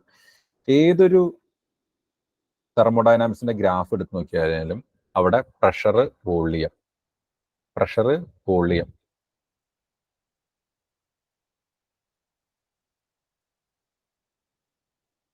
പ്രഷർ, വോളിയം എന്ന് പറയുന്ന 2 പ്രോപ്പർട്ടി, അല്ലെങ്കിൽ ടെമ്പറേച്ചർ, എൻട്രോപ്പി, അല്ലെങ്കിൽ എൻതാൾപ്പി, എൻട്രോപ്പി. അപ്പൊ നമ്മൾ ഏത് എടുത്താലും എന്തുകൊണ്ട് എക്സും വൈയും മാത്രം? മൂന്നാമത് അല്ലെങ്കിൽ എക്സ് മാത്രം മതിയോ? വൈ മാത്രം മതിയോ? അല്ലെങ്കിൽ എക്സ് വൈ സെഡിന്റെ പോസിബിലിറ്റി ഉണ്ടോ? അതുണ്ട് ചില കേസിൽ. പക്ഷെ നമുക്ക് മിനിമം എത്ര പ്രോപ്പർട്ടീസ് വേണം? 2 പ്രോപ്പർട്ടീസ്. അത് വെറുതെ ഉണ്ടാവും എന്നുള്ള രീതിയിലുള്ള ഊഹാപോഹങ്ങളൊന്നല്ല, മറിച്ച് എന്താണ്, കറക്റ്റായിട്ട് ഒരു സമയത്ത് ടെമ്പറേച്ചർ, അതിന് കറസ്പോണ്ടിങ് ആയിട്ടുള്ള എൻട്രോപ്പി ഉണ്ടോ? ഉണ്ട്. അതിന് വ്യക്തമായ വാല്യൂ ഉണ്ടോ? ഉണ്ട്. 40°C. ഇവിടെ വരുമ്പോൾ എത്ര എൻട്രോപ്പി? 2. അങ്ങനെ പറയാൻ പറ്റുന്ന ഒരു രീതിയിലാണെങ്കിൽ ഇതൊരു ഗ്രാഫിന്റെ പോയിന്റ് അല്ല, മറിച്ച് എന്താണ്, ഈ ഗ്രാഫിൽ മാർക്ക് ചെയ്യുന്ന ഈ പോയിന്റിനെ നോക്കിയിട്ട് നമുക്ക് പറയാം സിസ്റ്റം എന്നുള്ള രീതിയിൽ പറയാം. സോറി സിസ്റ്റത്തിന്റെ സ്റ്റേറ്റ് എന്ന് പറയാം. എന്താ പറയാ? സ്റ്റേറ്റ്. കുഴപ്പമുണ്ടോ?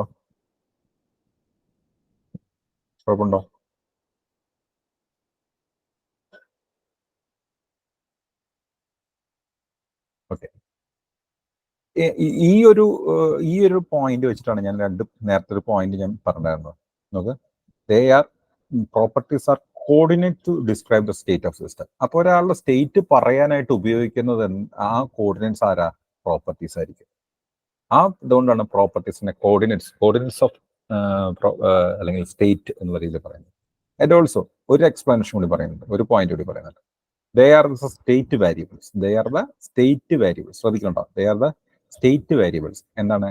നമുക്ക് നോക്കിക്കേ, ഇപ്പൊ നിങ്ങൾ ജസ്റ്റ് ഇവിടുത്തെ ടെമ്പറേച്ചർ മാത്രം 40 നിന്ന് 41 എന്ന് പറഞ്ഞു കഴിഞ്ഞാൽ നോക്ക് 40 നിന്ന് 41.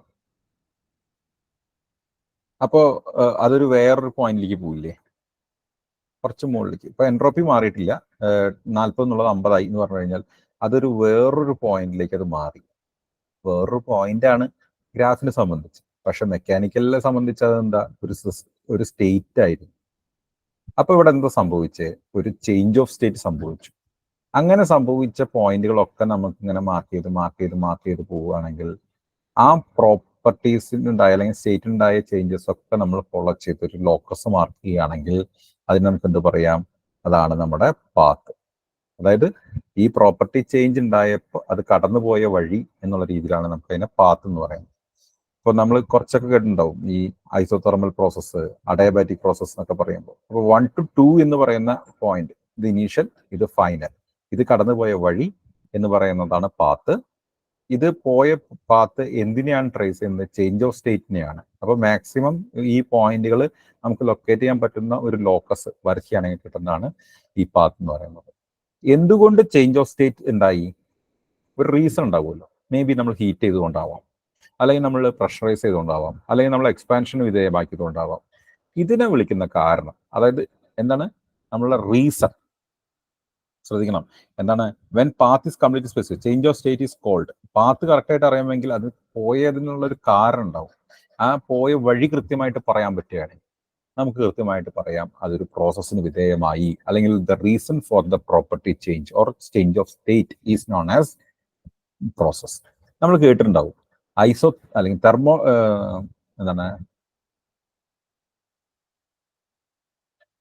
Isobaric process, isothermal process, isochoric process, adiabatic process. എല്ലാത്തിനും വാക്കിന്റെ അവസാനത്തിൽ നിങ്ങൾ ശ്രദ്ധിച്ചു കഴിഞ്ഞാൽ പ്രോസസ്സാണ്. അപ്പൊ നമുക്കൊരു, ഇപ്പൊ നമ്മൾ നോക്കുക, ഒരു ടെമ്പറേച്ചർ എൻട്രോപ്പി ഡയഗ്രത്തിൽ ഞാൻ നോക്കിയേ ഒരു ഗ്രാഫ് വരയ്ക്കുകയാണ്. ഇങ്ങനെ വരച്ചു എന്ന് പറഞ്ഞിരിക്കുക, ഇവിടെ ടെമ്പറേച്ചർ കോൺസ്റ്റന്റ് അല്ലേ. അപ്പൊ ഈ പ്രോസസ്സ് എനിക്ക് മറ്റൊരു ഇതൊന്നും ആലോചിക്കാതെ തന്നെ പറയാം, it is N isothermal process. ഇത് ഞാൻ താഴത്തേക്കാണ് മാർക്ക് ചെയ്യുന്നത്, ഈ പ്രോസസ്സ് താഴത്തേക്കാണ് മാർക്ക് ചെയ്യുന്നതെങ്കിൽ ആ പാത്ത് മാറിയപ്പോൾ ഈ പറയുന്ന പാത്ത് കറക്റ്റായിട്ട് നമ്മൾ ട്രേസ് ചെയ്തപ്പോൾ നമുക്ക് കിട്ടിയത് ഒരു സ്ട്രെയിറ്റ് ലൈൻ ആണെങ്കിൽ, അത് ടെമ്പറേച്ചർ എൻട്രോപ്പി ഡയഗ്രത്തിലാണെങ്കിൽ എൻട്രോപ്പി കോൺസ്റ്റന്റ് ആണ് എന്നുള്ള രീതിയിലാണ് വരുന്നത്. എൻട്രോപ്പി കോൺസ്റ്റന്റ് ആണെങ്കിൽ നമ്മൾ ഐസെൻട്രോപ്പിക് പ്രോസസ് എന്ന് പറയും. അതിന്റെ വേറൊരു പേരെന്താ, റിവേഴ്സിബിൾ അഡയാബാറ്റിക് പ്രോസസ് എന്നുള്ള രീതിയിലും പറയും. അപ്പോൾ ഇത് കൃത്യമാണ്, ഇത് വ്യക്തവുമാണ്. നമുക്കപ്പോൾ ആ രീതിയിലാണ് നമ്മൾ എന്ത് പറയുന്നത്, പ്രോസസ്സ് എന്നുള്ള രീതിയിൽ പറയുന്നത്. കുഴപ്പമുണ്ടോ? ഇനി വരുന്ന കേസ് എന്ന് പറഞ്ഞാൽ ബേസിക്കലി എന്താ, ഒരു പ്രോസസ്സ് നടന്നു, അതിനുശേഷം വേറൊരു പ്രോസസ്സ് നടന്നു, അതിനുശേഷം വേറൊരു പ്രോസസ്സ് നടന്നു, അതിനുശേഷം വേറൊരു പ്രോസസ്സ് നടന്നു. സ്വാഭാവികമായിട്ടും അതിൻ്റെ ഇനീഷ്യൽ ഫൈനൽ പോയിന്റ്സ് സെയിം ആണോ? ആണ്.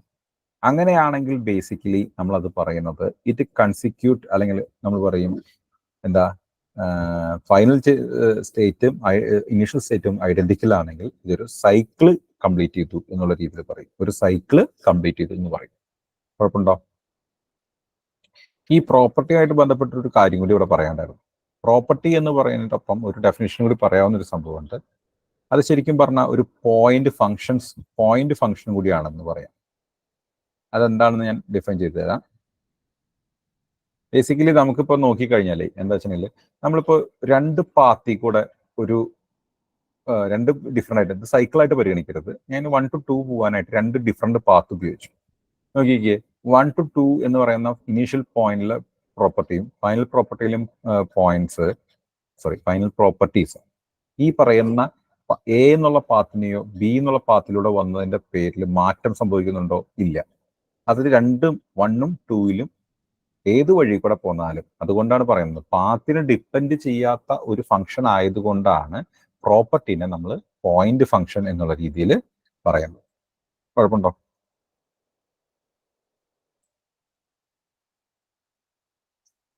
മനസ്സിലായോ? ഇതൊരു ഓക്കെ അല്ലേ?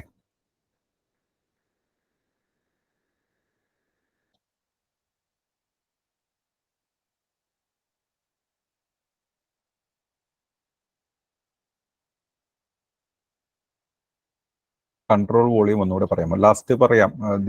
ദേവു അശോകൻ. ഓക്കെ,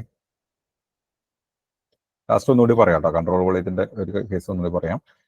വേറെ എന്തെങ്കിലും ഇപ്പം നമ്മളിപ്പോൾ ഡിസ്കസ് ചെയ്തതിൽ എന്തെങ്കിലും ടോപ്പിക്, എന്തെങ്കിലും ഡൗട്ടോ, എന്തെങ്കിലും ഇന്നത്തെ എപ്പോഴെങ്കിലും ചോദ്യങ്ങളൊക്കെ ആയിട്ട് നിങ്ങളുടെ മുന്നിൽ വന്നിട്ടുള്ള എന്തെങ്കിലും ഉണ്ടെങ്കിൽ നിങ്ങൾക്ക് പറയാം കേട്ടോ.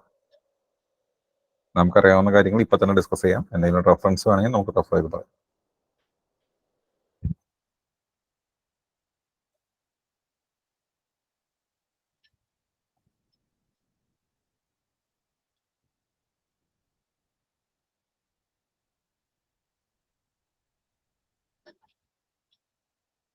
ആനന്ദ് എന്തെങ്കിലും അല്ല, ഇതുവരെ കുഴപ്പമില്ല, നോട്ട് ചെയ്യുന്നുണ്ടല്ലോ. ഇതിന്റെ നമ്മൾ ക്ലാസ്സിൽ ഡിസ്കസ് ചെയ്തതിന്റെ PDF നിങ്ങൾക്ക് ഷെയർ ചെയ്ത് തരും കേട്ടോ. Okay okay. പിന്നെ നിങ്ങൾക്ക് റെക്കോർഡിങ്സ് അവൈലബിൾ ആയിരിക്കും. പിന്നെ നമ്മുടെ മെറ്റീരിയൽ നമുക്ക് PDF ആയിട്ടല്ല, ക്ലാസ് നോട്ട് മറ്റേ മെറ്റീരിയൽ ആയിട്ട് തന്നെ നിങ്ങൾക്ക് അവൈലബിൾ ആവും കേട്ടോ. ഓക്കെ. ക്വസ്റ്റ്യൻസ് ഒക്കെ ക്വസ്റ്റ്യൻസിന്റെ 2 മെറ്റീരിയലാണ് ഉള്ളത്. മെറ്റീരിയൽ തിയറി എന്നുള്ള രീതിയിലുണ്ട്, MCQ എന്നുള്ള ഇതിലുണ്ട്. Okay okay. ഇതിലിപ്പോ നമ്മൾ 2 മെറ്റീരിയൽ ആയിട്ടാണ്, പാർട്ട് 1 പാർട്ട് 2. അതായത് ഇപ്പോൾ ഉള്ള സിലബസിന്റെ നമ്മുടെ കയ്യിലുള്ള IUന്റെ സിലബസുമായി ബന്ധപ്പെട്ടുള്ള ക്വസ്റ്റ്യൻസ് ആണ് പാർട്ട് 1-ൽ. ഇതായിട്ടുള്ള ക്വസ്റ്റ്യൻസ് നമ്മൾ ഈ അസിസ്റ്റന്റ് എഞ്ചിനീയറിന്റെ ബേസ് ചെയ്തിട്ടുള്ള ക്വസ്റ്റ്യൻസ് നമുക്ക് പാർട്ട് 2 മറ്റേ സിലബസും കൂടി വരുന്നതിനോട് ഒപ്പം നിങ്ങൾക്ക് നിങ്ങളുടെ കയ്യിൽ എത്തുന്നതായിരിക്കും. ഓക്കെ. എക്സ്പെക്റ്റഡ് എന്നായിരിക്കും എക്സാം വരുന്നത്? ഇതിലൊരു സീരിയസ് ഡിസ്കഷനിലേക്ക് പറയാനായിട്ടില്ല. പക്ഷെ ഇവിടെ നമ്മുടെ ഒപ്പം കുറച്ച് പേര് ഇപ്പോൾ ഓൾറെഡി ലിജിൻ എന്നൊക്കെ നമുക്ക് ഓൾറെഡി സർവീസിലുള്ള ആൾക്കാരാണ്. അപ്പോൾ അവർക്ക് ചെറിയ ഇൻഫർമേഷൻ ഒക്കെ കിട്ടുമ്പോൾ നമ്മളോട് ഷെയർ ചെയ്യുന്ന രീതിക്ക് നമുക്ക് അറിയിക്കാം, ഗ്രൂപ്പിൽ ഡിസ്കസ് ചെയ്യാം. Okay okay. ഇപ്പോൾ ലിജിന്റെ വഴി കിട്ടിയിട്ടുള്ള കാരണം ഇപ്പൊ നമുക്ക് 4 ഒഴിവാണ് ഇപ്പൊ പറയുന്നത്. പോസ്റ്റ് ക്രിയേറ്റ് ചെയ്യുകയാണെങ്കിൽ ഏകദേശം 20-25 ഒഴിവുകളിലേക്ക് അത് പോകും. കഴിഞ്ഞ പ്രാവശ്യം ഇതേപോലെ തന്നെ 4 ഒഴിവിനാണ് വിളിച്ചത്. 40 അല്ലെ ലിജിനെ? ഓൾമോസ്റ്റ് 50-ന്റെ അടുത്തേക്ക് വരും. ഓൾമോസ്റ്റ് 50-ന്റെ അടുത്തേക്ക് ഇപ്പൊ വന്നിട്ടുണ്ട്. പോസിബിലിറ്റീസ് ഉണ്ട്. അതായത് പോസ്റ്റ് ക്രിയേറ്റ് ചെയ്താലും അതിനൊരു ഓപ്ഷൻ ഉണ്ട് അല്ലെ ലിജിനെ? ക്രിയേഷൻ ഓൾറെഡി സബ്മിഷൻ ഉള്ളതാണ്, പക്ഷെ ഇതുവരെ അപ്രൂവൽ വന്നിട്ടില്ല. അപ്പൊ നമുക്ക് ഇതിൽ നമുക്കൊരു കോമൺ ഗ്രൂപ്പ് ഉള്ളതിൽ നമുക്ക് ഇങ്ങനത്തെ ഇൻഫർമേഷൻസ് വരുമ്പോൾ നമുക്ക് ഷെയർ ചെയ്യാം. ഇതിൽ ആധികാരികമായിട്ട് പറയാനായിട്ട് നമുക്കിപ്പോ ഈ പറയുന്ന IUന്റെ പോസ്റ്റ് വരുന്നു ഇനി അതിന് എക്സാം എന്നുള്ളത് ഇപ്പോൾ ഒരു ചെറിയ ഒരു ഡിസ്കഷനിലുള്ള സംഭവമാണ്, ഞാൻ കേട്ടിട്ടുള്ള സംഭവമാണ് പറയുന്നത്. അടുത്ത വർഷം എന്നുള്ള രീതിയിൽ പറയുന്നത്, അടുത്ത വർഷം സ്റ്റാർട്ടിങ്ങിലോ അല്ലെങ്കിൽ ഈ വർഷം എൻഡിങ്ങിലോ ആയിട്ടല്ലേ. ബാക്കിയുള്ളവർക്കും അറിയാവുന്ന ഇൻഫർമേഷൻ ഉണ്ടെങ്കിൽ ഒന്ന് ഷെയർ ചെയ്യാം കേട്ടോ.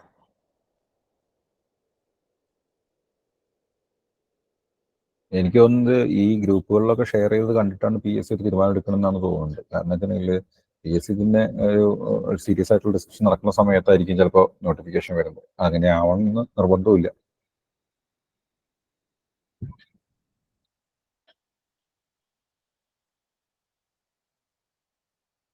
ടെലഗ്രാമിൽ നമ്മുടെ ചാനലിൽ നമ്മൾ ക്വസ്റ്റ്യൻസ് അപ്ഡേറ്റ് ചെയ്യാറുണ്ട്.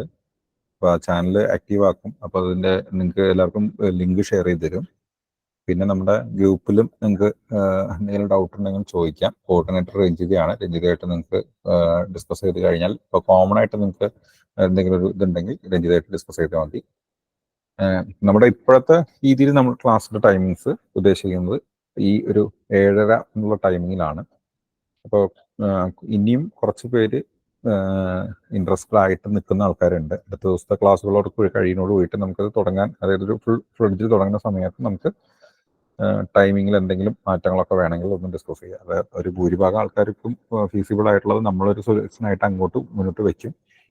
ഓരോരുത്തരുടെയും ചിലപ്പോൾ അഭിപ്രായം പരിഗണിച്ച പോലെ ഉണ്ടാവും, ചിലപ്പോൾ അല്ലെങ്കിൽ നമ്മളൊന്ന് അഡ്ജസ്റ്റ് ചെയ്യണം കേട്ടോ. ഇപ്പൊ നിങ്ങൾക്ക് ആർക്കെങ്കിലും ഫ്രണ്ട്സിന് മറ്റും ഷെയർ ചെയ്യണമെങ്കിൽ ഈ ലിങ്ക് ഷെയർ ചെയ്താലും ഓപ്പൺ ആയിരിക്കും. കുറച്ച് കഴിഞ്ഞാൽ അതാണ് നമുക്ക് എന്തെങ്കിലും റെസ്ട്രിക്ഷൻസ് ഒക്കെ വരുള്ളൂ കേട്ടോ. Okay okay sir. ഓക്കെ. അപ്പോൾ നമ്മുടെ ബേസിക്കലി ഇതാണ് നമ്മുടെ ഒരു ഏറ്റവും ഇമ്പോർട്ടൻ്റ് ആയിട്ട് വരുന്ന ഒരു പാർട്ട് വരുന്നത്. നമുക്കൊരു ടോപ്പിക് കൂടി പറഞ്ഞിട്ട് നമുക്ക് ഏകദേശം വൈൻഡ് അപ്പ് ചെയ്യാം. ബേസിക്കലി ഇപ്പം ഞാൻ പറയാൻ പോകുന്നത് സീറോത്ത് ഓഫ് തെർമോഡൈനാമിക്സ് ആണ്. എന്ന് പറഞ്ഞു കഴിഞ്ഞാൽ ഇത് നമ്മുടെ കേസിൽ ഈ ഒരു രീതിയിൽ അത് ഇമ്പോർട്ടൻ്റ് ആവാനുള്ള കാര്യമുണ്ട്. എന്ന് പറഞ്ഞു കഴിഞ്ഞാൽ ടെമ്പറേച്ചർ തന്നെയാണ് നമ്മുടെ തെർമോഡൈനാമിക്സിന്റെ കേസിൽ ഏറ്റവും അടിസ്ഥാനപരമായിട്ടുള്ള ഒരു സംഭവം. അപ്പം നമുക്കതുമായി ബന്ധപ്പെട്ടൊരു കാര്യം ഡിസ്കസ് ചെയ്യാം. എങ്ങനെയാണ് നമ്മൾ ഒരു സ്ഥലത്തെ ടെമ്പറേച്ചർ ഇത്രയാണ് ഇവിടുത്തെ ടെമ്പറേച്ചർ എന്ന് തീരുമാനിക്കുന്നത്?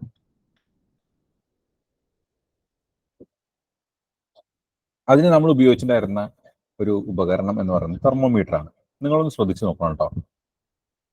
ഈ തെർമോമീറ്ററിന്റെ ഗ്ലാസ് നമ്മുടെ ബോഡിയും മെർക്കുറിയും ഒരു ഡയറക്റ്റ് കോണ്ടാക്ട് ഉണ്ടോ? ഇല്ല. അതേസമയം ബോഡിയും മെർക്കുറിയും തമ്മിൽ കോമൺ ആയിട്ട് കോണ്ടാക്ട് വരുന്ന വേറൊരാളുണ്ട്. അതാരാ? ഗ്ലാസ്. മറ്റുള്ള ഉപകരണങ്ങൾ സ്റ്റെതസ്കോപ്പ് ഒക്കെ വെച്ചിട്ട് നമ്മുടെ ശരീരത്തിൽ നിന്ന് വെച്ചെടുക്കുന്നതൊക്കെ വളരെ വേഗത്തിലാണ്. പണ്ടൊക്കെ 72 സെക്കൻഡ് ഒക്കെ വെയിറ്റ് ചെയ്തു എന്നുള്ളൊരു കഥ ഓർമ്മയുണ്ട്. പക്ഷെ ഇപ്പോൾ സ്വാഭാവികമായിട്ടും അതിനേക്കാൾ സ്പീഡിൽ എടുക്കാറുണ്ടെന്നാണ് പറയുന്നത്. ഇവിടുത്തെ കേസ് എന്ന് വെച്ചിട്ടുണ്ടെങ്കിൽ നമ്മൾ ഒരുപാട് സമയം അനുവദിക്കാറുണ്ട്. ഒരു നേഴ്സ് നമ്മുടെ ടെമ്പറേച്ചർ മെഷർ ചെയ്യാനായിട്ട് ഇൻ കേസ് ഹോസ്പിറ്റലിൽ പോയി മെഷർ ചെയ്യുകയാണെങ്കിൽ സ്വാഭാവികമായിട്ട് ഇപ്പോഴത്തെ ഡീറ്റെയിൽ അല്ല ഞാൻ പറയുന്നത്, പണ്ടത്തെ ആണെങ്കിൽ സ്വാഭാവികമായിട്ടും ആ തെർമോമീറ്റർ വെച്ച് റൗണ്ട് പോയി തിരിച്ചു വരുമ്പോഴായിരിക്കും ചിലപ്പോൾ നമ്മളൊന്നും എടുക്കുന്നുണ്ടാവും. എന്തിനാണ് ആ സമയം? മറ്റുള്ള ഉപകരണങ്ങളിൽ നിന്ന് വ്യത്യസ്തമായി ഇത്ര സമയം എന്തിനാണ്? അത് ഇത്രേ ഉള്ളൂ. നമ്മുടെ ബോഡി ടെമ്പറേച്ചർ ഫസ്റ്റ് നമ്മൾ ട്രാൻസ്ഫർ ചെയ്തിട്ട് ഒരു ഇക്വിലിബ്രിയത്തിൽ എത്തുന്നത് 30 ഡിഗ്രി ആണെങ്കിൽ 30 ഡിഗ്രി ആവാനായിട്ട് കുറച്ച് സമയം എടുക്കും. ആ ഗ്ലാസ് മെർക്കുറി ആയിട്ട് കോണ്ടാക്ട് ഉണ്ട്. സ്വാഭാവികമായിട്ടും ഗ്ലാസും മെർക്കുറിയും തമ്മിൽ ഈ പറയുന്ന സമയം അനുവദിച്ചാൽ മാത്രമേ ഇവര് 30ലേക്ക് എത്താൻ പറ്റുള്ളൂ. നമ്മൾ പണ്ട് ഒരു ലെറ്റർ ഉപയോഗിച്ചിട്ടുണ്ടായിരുന്നു. ഇപ്പൊ if A equal to C, അതിന്റെ അർത്ഥം ഇതാണ്. If B equal to C or first body in thermal equilibrium with the third body and second body is in thermal equilibrium with the third body, then we can say that first body is in thermal equilibrium with the second body. ഒന്നാമത്തെയും രണ്ടാമത്തെയും bodies thermal ഇക്വിലിബ്രിയത്തിലാവുന്നത് basically മൂന്നാമത്തെ ഒരു ബോഡിയോട് common ആയിട്ട് ഇക്വിലിബ്രിയത്തിൽ ഉണ്ടെങ്കിലാണ്. അപ്പോ ഇത് എന്തിനെ പറ്റിയിട്ടാണ് പഠിപ്പിച്ചത്? Law of equilibrium. വെറുതെ ഇക്വിലിബ്രിയം ആണോ? അല്ല, തെർമൽ ഇക്വിലിബ്രിയത്തിനെ പറ്റിയിട്ടാണ് ഈ ലോ നമ്മളെ ഒരു കാര്യമായിട്ട് പഠിപ്പിച്ചത്. പിന്നെന്താ പഠിപ്പിച്ചത്? എങ്ങനെ നമുക്ക് ടെമ്പറേച്ചർ മെഷർ ചെയ്തു? അപ്പോ ഈ ലോനെ വിളിക്കുന്ന വേറൊരു പേരാണ് ലോ ഓഫ് തെർമോമെട്രി. എല്ലാ ടോപ്പിക്കിന്റെയും ഹിസ്റ്ററി നമ്മൾ പറയുന്നില്ല, പക്ഷെ ഈ ടോപ്പിക്കിന് ഒരു ഇൻട്രസ്റ്റിംഗ് ആയിട്ടുള്ള ഹിസ്റ്ററി ഉണ്ട്. ഫസ്റ്റ് ലോ എന്ന് പറയുന്ന ലോ കണ്ടുപിടിച്ചതിന് ശേഷമാണ് ഈ ലോ കണ്ടുപിടിച്ചിരിക്കുന്നത്. പിന്നെ ഫസ്റ്റ് എന്നുള്ള പേര് കിട്ടാത്തതുകൊണ്ടാണ് നമ്മൾ സീറോത്ത് എന്ന് പറഞ്ഞിട്ടുള്ള, അതായത് ഒരു ഹോൾ നമ്പർ എന്നുള്ള രീതിയിൽ സ്റ്റാർട്ടിങ് എന്നുള്ള രീതിയിൽ നമ്മൾ സീറോത്ത് ലോ ഓഫ് തെർമോഡൈനാമിക്സ്. ഇത് തന്നെയാണ് നമ്മുടെ ഒരു എന്താ പറയുക ലോ ഓഫ് ഒരു ബേസിസ് ഓഫ് ടെമ്പറേച്ചർ മെഷർമെന്റിനെ ബേസ് ചെയ്യുന്നതുകൊണ്ട് തന്നെ ഇത് തന്നെയാണ് നമ്മൾ അടിസ്ഥാനപരമായിട്ട് നമ്മുടെ ഒരു തെർമോഡൈനാമിക്സിന്റെ ഒരു ലോ ആയിട്ട് നമുക്ക് പറയാൻ പറ്റും. കാരണം ടെമ്പറേച്ചർ എന്ന് പറയുന്നത് വളരെ ക്രൂഷ്യൽ ആയിട്ടുള്ള ഒരു പ്രോപ്പർട്ടിയാണ് തെർമോഡൈനാമിക്സിനെ സംബന്ധിച്ച്. ഒരു സ്ഥലത്ത് ഹീറ്റ് ട്രാൻസ്ഫർ ഉണ്ടായാൽ ആദ്യത്തെ ഒരു ചേഞ്ച് ഉണ്ടാവാനുള്ള ചാൻസ് ഉള്ള ഒരാളാണ് temperature, if the heat is sensible. അപ്പോൾ സ്വാഭാവികമായിട്ടും ലോ ഓഫ് തെർമോമെട്രി അല്ലെങ്കിൽ മെഷർമെന്റ് എങ്ങനെയാണ്, ടെമ്പറേച്ചർ എങ്ങനെയാണ് മെഷർ ചെയ്യുന്നത് എന്നുള്ളതിന്റെ ബേസ് തന്നെയാണ് നമുക്ക് ത്രൂ ഔട്ട് നമുക്ക് ആവശ്യമായിട്ട് വരുന്ന ഒരു കാര്യം. കുഴപ്പമില്ല. അപ്പോൾ സീറോത്ത് ഓഫ് തെർമോഡൈനാമിക്സ് ഇപ്പൊ ഇത് കൃത്യമായിട്ട് പറയുന്നുണ്ട്. അതായത് ഇപ്പൊ ഞാൻ പറഞ്ഞില്ലേ, അസിസ്റ്റന്റ് ഡയറക്ടറിന്റെ ഇതിൽ നമ്മളടുത്ത് 3 ലോസ് എന്നുള്ള രീതിയിൽ 3 ലോസ് ഓഫ് തെർമോഡൈനാമിക്സ് എന്നുള്ള രീതിയിൽ പറയുന്നുണ്ട്. ഇതെങ്ങനെയാണ് നമ്മുടെ ചോദ്യങ്ങളായിട്ട് വരാം? ചോദ്യങ്ങൾ ചോദിക്കാനുള്ള ഒരു ചാൻസ് എന്ന് പറഞ്ഞാൽ എങ്ങനെയാണ് തെർമോമെട്രി ടെമ്പറേച്ചർ മെഷർ ചെയ്യാനായിട്ട്, അല്ലെങ്കിൽ ഏതാണ് basic law four temperature measurement, അല്ലെങ്കിൽ നമുക്ക് ഇതുമായി ബന്ധപ്പെട്ടുള്ളതാണ് ടെമ്പറേച്ചറിന്റെ സ്കെയിൽ എന്ന് പറയുന്ന ടോപ്പിക്. അപ്പോൾ എങ്ങനെയാണ് ടെമ്പറേച്ചർ മെഷർ ചെയ്യണത്? ടെമ്പറേച്ചർ സ്കെയിൽ ഉപയോഗിച്ചിട്ടാണ്. എന്താണ് ടെമ്പറേച്ചർ സ്കെയിൽ? ബേസിക്കലി നമുക്കറിയാവുന്ന ഒരു കാര്യമുണ്ട്. നമ്മൾ തെർമോമീറ്റർ എന്ന് പറയുന്ന സംഭവം, അതായത് നമ്മുടെ സാധാരണ തെർമോമീറ്റർ എന്ന് പറയുന്നത് എന്താ? ക്ലിനിക്കൽ തെർമോമീറ്റർ മെർക്കുറിയാണ് യൂസ് ചെയ്യുന്നത്. അതിൽ 2 റെഫറൻസ് പോയിന്റ് ആണ്. ഒന്ന് ഐസ് പോയിന്റും മറ്റൊന്ന് ബോയിലിംഗ് പോയിന്റും. ഇനി നമ്മളത് ഒരു ഫാരൻഹീറ്റിലാണ് നമ്മളത് എടുക്കുന്നതെങ്കിൽ ഫാരൻഹീറ്റിൽ ഐസ് പോയിന്റ് വരുന്നത് എത്ര ഡിഗ്രിയില്ല? 32 ഡിഗ്രിയിലാണ്. അതേസമയം സ്റ്റീം പോയിന്റോ 212 ഡിഗ്രിയിലാണ്. ഇതിന് കറസ്പോണ്ടിങ് ആയിട്ടുള്ള ഒരു എഫും അതിന് കറസ്പോണ്ടിങ് ആയിട്ടുള്ള സി എത്രയാണെന്ന് ചോദിക്കുകയാണെങ്കിൽ നമുക്കത് കണ്ടുപിടിക്കാനായിട്ടാണ് നമ്മൾ ടെമ്പറേച്ചർ സ്കെയിൽ ഉപയോഗിക്കുന്നത്. അത് വേറൊന്നുമില്ല. നോക്കിക്കേ, ഇപ്പൊ നമുക്ക് എഫിന് കറസ്പോണ്ടിങ് ആയിട്ടുള്ള സി അറിയണമെന്ന് വിചാരിക്കാം. F minus ice point. അപ്പോൾ എഫ് മൈനസ് ഐസ് പോയിന്റ് എന്ന് പറയുമ്പോൾ എത്രയാ? F minus 32 divide by steam point minus ice point. അപ്പോൾ എത്രയാ? 212 മൈനസ് 32. ദാറ്റ്സ് ഈക്വൽ ടു എന്താ?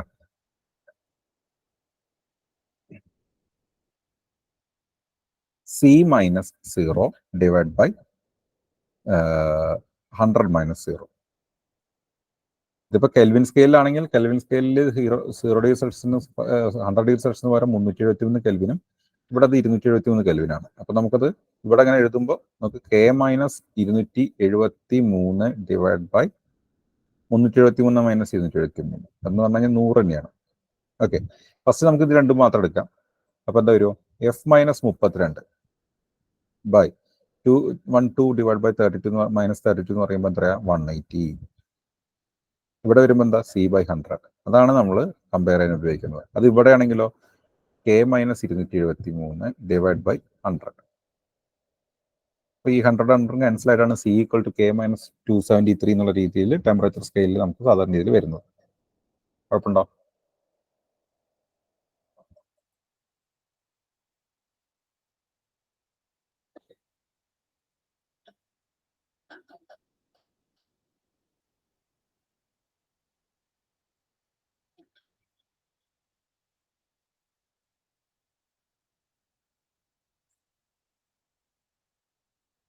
ഹലോ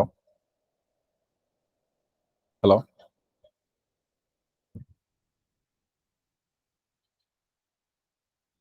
ഏകദേശം ഒരു ഐഡിയ കിട്ടുന്നുണ്ടോ നിങ്ങൾക്ക്? കുഴപ്പമൊന്നുമില്ലല്ലോ.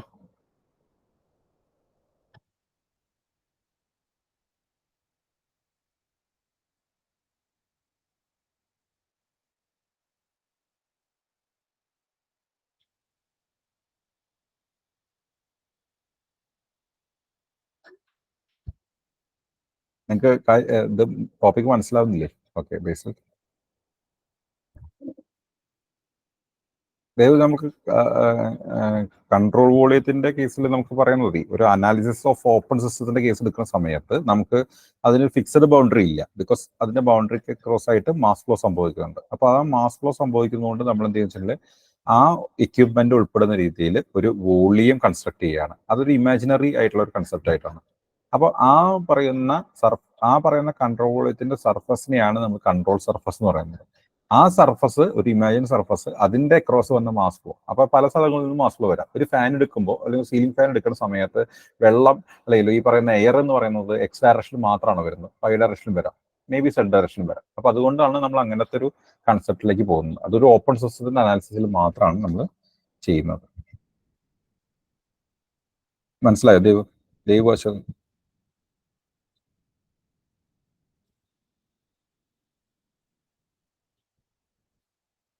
അതിന്റെ നോട്ട് നമ്മൾ ഈ PDF നിങ്ങൾക്ക് അയച്ചു തരുന്നുണ്ട്. അപ്പോൾ നിങ്ങൾക്ക് അതിൽ കറക്റ്റായിട്ട് പറഞ്ഞു ഈ എന്താണ് എന്നുള്ളത് ഉദ്ദേശിച്ചത് എന്നുള്ളത് മനസ്സിലാവും.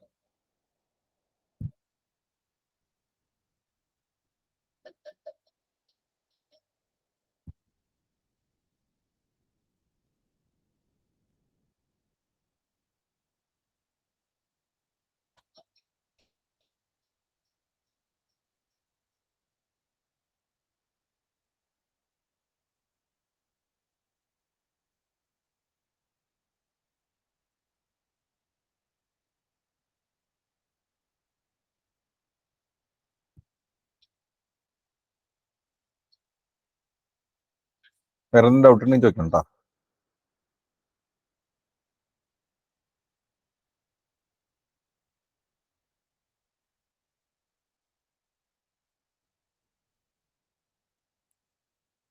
നമുക്ക് ഒരു കാര്യം ശ്രദ്ധിക്കേണ്ട വെച്ചാൽ നിങ്ങൾക്ക് ഞാനിപ്പോ ഇപ്പോൾ ഇതൊരു ഡെമോ ക്ലാസ് പോലെ നിങ്ങൾക്ക് നോക്കുക. നിങ്ങൾക്ക് വോയിസ് മറ്റുള്ള കാര്യങ്ങൾ എന്തെങ്കിലും ഫീഡ്ബാക്ക് തരാം. അപ്പോൾ നമ്മുടെ ഈ ക്ലാസ് കറക്റ്റായിട്ട് സ്റ്റാർട്ട് ചെയ്യുന്നത് അടുത്ത സെഷൻ, അതായത് ഇപ്പം നമ്മൾ ആഴ്ചയിൽ 3 എന്ന് പറയുമ്പോൾ 5ാമത്തെ ക്ലാസ് കഴിഞ്ഞ് വീണ്ടും റിപ്പീറ്റ് ചെയ്യും. റിപ്പീറ്റ് ചെയ്യുക മീൻസ് നമ്മൾ വീണ്ടും തുടങ്ങുന്നതാണ്. അപ്പോൾ നമുക്ക് ആ ഒരു സമയമാകുമ്പോഴേക്കും എല്ലാവരും ജോയിൻ ആയി നമ്മളിപ്പോൾ ഒരു 15 എന്നുള്ളത് സ്റ്റുഡൻസിൽ നമുക്കൊരു മാക്സിമം ഒരു 50 ആ ഒരു റേഞ്ചിൽ 40 to 50 നമ്മളൊരു ബാച്ചായിട്ട് കൺസിഡർ ചെയ്തിട്ട് ആ ബാച്ച് ക്ലോസ് ചെയ്യും. കാരണം വെച്ചാൽ നമ്മൾ കുറേ പേരാകുമ്പോഴേ നമുക്കൊരു ഇതുണ്ടാവില്ല. അപ്പൊ നമുക്ക് അത്യാവശ്യം ഇന്ററാക്ട് ചെയ്ത് പോകാവുന്ന ആൾക്കാർ മാത്രം എന്നുള്ള രീതിയിലാണ് ഒരു ബാച്ചിനായിട്ട് ഉദ്ദേശിക്കുന്നത്. മറ്റൊരു ബാച്ച് വരികയാണെങ്കിൽ അല്ലെങ്കിൽ അതിനേക്കാൾ കൂടുതൽ പിള്ളേർ വരികയാണെങ്കിൽ നമ്മൾ സ്വാഭാവികമായിട്ട് സെക്കൻഡ് ബാച്ച് ആയിട്ടാണ് നമ്മൾ ചെയ്യാൻ ഉദ്ദേശിക്കുന്നത്. ആ നമ്പർ നമ്മൾ എന്തായാലും ലിമിറ്റ് ചെയ്യും. അതെന്താ വെച്ചാൽ നമുക്ക് മേ ബി ഈ വിഷയത്തിന്റെ എക്സ്പേർട്ട് എന്നുള്ള രീതിയിൽ നിങ്ങൾ കാണണ്ട. നിങ്ങൾക്കൊരു ഈ പി എസ് സിയിൽ കുറച്ച് ക്വസ്റ്റ്യൻസ് ഒക്കെ ഉണ്ടല്ലോ. ചില ക്വസ്റ്റ്യൻസിന് ചില പി എസ് സിയിൽ ചില എക്സാമിന് അത് തരണ കീ അല്ല മറ്റേത്. അപ്പോൾ അതിൽ ചെറിയ ചെറിയ വ്യത്യാസങ്ങളൊക്കെ സംഭവിക്കാറുണ്ട്. അതിന് ഓരോന്നിനും ഓരോന്നായിട്ടുള്ള റീസൺസ് അല്ലെങ്കിൽ ഒരു ടെക്സ്റ്റ് ബുക്ക് പറയാൻ പറ്റും. പക്ഷെ നമുക്ക് ഇവിടെ ഡിസ്കസ് ചെയ്ത് പോകുക എന്നുള്ളത് നമ്മുടെ ഒരു ഓതറൈസ്ഡ് ടെക്സ്റ്റ് ബുക്ക് അത് കൊടുത്തിട്ടുണ്ട് പി എസ് സിയുടെ ഇതിൽ. പി എസ് സിയുടെ എന്ന് പറഞ്ഞാൽ പി എസ് സിയുടെ ടീച്ചേഴ്സ് നമ്മൾ ക്വസ്റ്റ്യൻ പേപ്പർ കൊടുക്കുന്ന ടീച്ചേഴ്സായിട്ട് ഡിസ്കസ് ചെയ്തിട്ടുള്ളതാണ്. അപ്പോൾ സ്വാഭാവികമായിട്ട് അത് വെച്ചിട്ട് നമ്മളൊരു മെറ്റീരിയൽ പ്രിപ്പയർ ചെയ്യാൻ പറ്റും. അപ്പോൾ ആ മെറ്റീരിയൽ വെച്ച് നമ്മൾ മുന്നോട്ട് പോകുമ്പോൾ നിങ്ങൾക്ക് അങ്ങനത്തെ മെക്കാനിക്കലായിട്ടുണ്ടെങ്കിൽ നിങ്ങൾക്ക് കുറെ കാര്യങ്ങൾക്ക് അഡ്ജസ്റ്റ് ചെയ്ത് മനസ്സിലാക്കാൻ പറ്റും. പക്ഷെ അല്ലാത്ത ആൾക്കാരാണെങ്കിൽ നമുക്കൊന്ന് ഡിസ്കസ് ചെയ്ത് കുറച്ചും കൂടി ഫ്രണ്ട്ലി ആയിട്ട് നമുക്ക് പോകാവുന്ന ഒരു കാര്യമാണ്. ഞാൻ കണ്ടിട്ടുള്ള പല കോച്ചിങ്ങിൽ നിന്നും വ്യത്യസ്തമായിട്ട് നമുക്ക് മുന്നോട്ട് പോകാം എന്നുള്ള രീതിയിലാണ് ഞാൻ ആലോചിക്കുന്നത്. അപ്പോൾ നിങ്ങൾക്ക് എന്തെങ്കിലും അങ്ങനത്തെ ഡിസ്കസ് ചെയ്യാൻ അങ്ങനെയുള്ള കാര്യങ്ങളൊക്കെ നമുക്ക് അത് വിചാരിച്ച് നമുക്ക് ഒരുപാട് ഡിസ്കഷൻ ഇല്ല, നമുക്ക് സമയം പെർമിറ്റ് ചെയ്യുന്നതനുസരിച്ചിട്ട് പോകാം. പിന്നെ പരീക്ഷയുടെ ടൈം ടേബിൾ വന്നു, നമുക്ക് കുറച്ച് കൂടുതൽ ടോപ്പിക് ഉണ്ടെങ്കിൽ നമ്മൾ ഡെയിലി ഒരു അല്ലെങ്കിൽ ഒരു വീക്കിലി ഒരു 4 ക്ലാസ്സെങ്കിലും നമ്മൾ പ്ലാൻ ചെയ്യും. ഇപ്പം നമ്മൾ കുറച്ച് റിലാക്സ്ഡ് ആയിട്ട് തന്നെയാണ് പോകുന്നത്, ഒരു ആഴ്ചയിൽ 3 ദിവസം. അപ്പം നിങ്ങൾക്ക് പരമാവധി എല്ലാവരും ക്ലാസ്സിലേക്ക് വരാൻ പറ്റുമെന്ന് നോക്കുക. അല്ലെങ്കിൽ റെക്കോർഡിംഗ് അവൈലബിൾ ആയിരിക്കും. അത് വെച്ച് നമ്മൾ ടോപ്പിക് ഒന്ന് പ്രിപ്പയർ ചെയ്യണം. ഒരു സ്ട്രിക്റ്റ് ആയിട്ട് നിങ്ങൾ ഓഫ്ലൈൻ ക്ലാസ് വന്നിരിക്കുമ്പോൾ നമുക്ക് സ്ട്രിക്റ്റ് ആയിട്ട് തന്നെ പറയാൻ പറ്റും. ഇവിടെ വന്നിരിക്കുമ്പോൾ നമ്മൾ ചോദ്യം ചോദിച്ച് ഇപ്പോൾ പറഞ്ഞില്ലെങ്കിലും ഒരു മ്യൂട്ട് ചെയ്ത് വെച്ചിട്ട് ചിരിക്കാം. അപ്പോൾ അതുകൊണ്ടാണ് പറയുന്നത്, നമുക്ക് ഒന്ന് സ്ട്രോങ് ആയിട്ട് പിടിച്ചു കഴിഞ്ഞാൽ നമുക്ക് എല്ലാവർക്കും ഈ ഒരു ഇത് മാത്രമല്ല, നിങ്ങൾക്ക് വരുന്ന കോമൺ ആയിട്ട് വരുന്ന ഏത് മെക്കാനിക്കലുമായിട്ട് ബന്ധപ്പെട്ട് വരുന്നത്, ഇപ്പോൾ മെക്കാനിക്കലിൻ്റെ മാത്രം ഈ ഒരു ടോപ്പിക് വെച്ച് പഠിച്ചിട്ട് നമുക്ക് എത്താൻ പറ്റില്ല. കാരണം വെച്ചാൽ കുറച്ചും കൂടി കൂടുതൽ കാര്യങ്ങളും മെക്കാനിക്കൽ ചോദിക്കുന്നുണ്ട്. അപ്പോൾ അതിന് വേറെ തന്നെ പഠിക്കേണ്ടി വരും. ഓക്കെ, അപ്പോൾ ഇപ്പോൾ 2-3 ബ്രാഞ്ച് കമ്പൈൻ ചെയ്തിട്ടുള്ള എക്സാംസിനൊക്കെ ഈ ഒരു പഠനം തന്നെ നമ്മളെ നല്ല രീതിയിലേക്ക് എത്തിക്കും. നമുക്ക് കഴിഞ്ഞ വർഷം അത്യാവശ്യം 4 പേര് വന്നു എന്ന് പറഞ്ഞത് അവരുടെ എഫേർട്ട് ഉണ്ട്. അവരുടെ എഫേർട്ട് തന്നെയാണ് അതിൽ ഏറ്റവും ഇതായിട്ട് പറയുന്നത്. പിന്നെ നമുക്ക് ഡിസ്കസ് ചെയ്തിട്ടുള്ള ക്വസ്റ്റ്യൻസും അവർക്ക് ഡിസ്കസ് ചെയ്യാനുള്ള ഒരു പ്ലാറ്റ്ഫോമും നമുക്ക് ഓഫ്ലൈനിലായിട്ടൊക്കെ ഉണ്ടായിരുന്നു. അപ്പോൾ നിങ്ങൾക്ക് വേണ്ട സൗകര്യങ്ങൾ നമ്മൾ ചെയ്തു തരിക എന്നുള്ളതാണ് ഉദ്ദേശിക്കുന്നത്. അപ്പോൾ നിങ്ങൾ എല്ലാവരും ഒന്ന് കോപ്പറേറ്റ് ചെയ്ത് കഴിഞ്ഞാൽ നമുക്ക് ഒരു ടീമായിട്ട് മുന്നോട്ട് പോവാം. ഓക്കെ,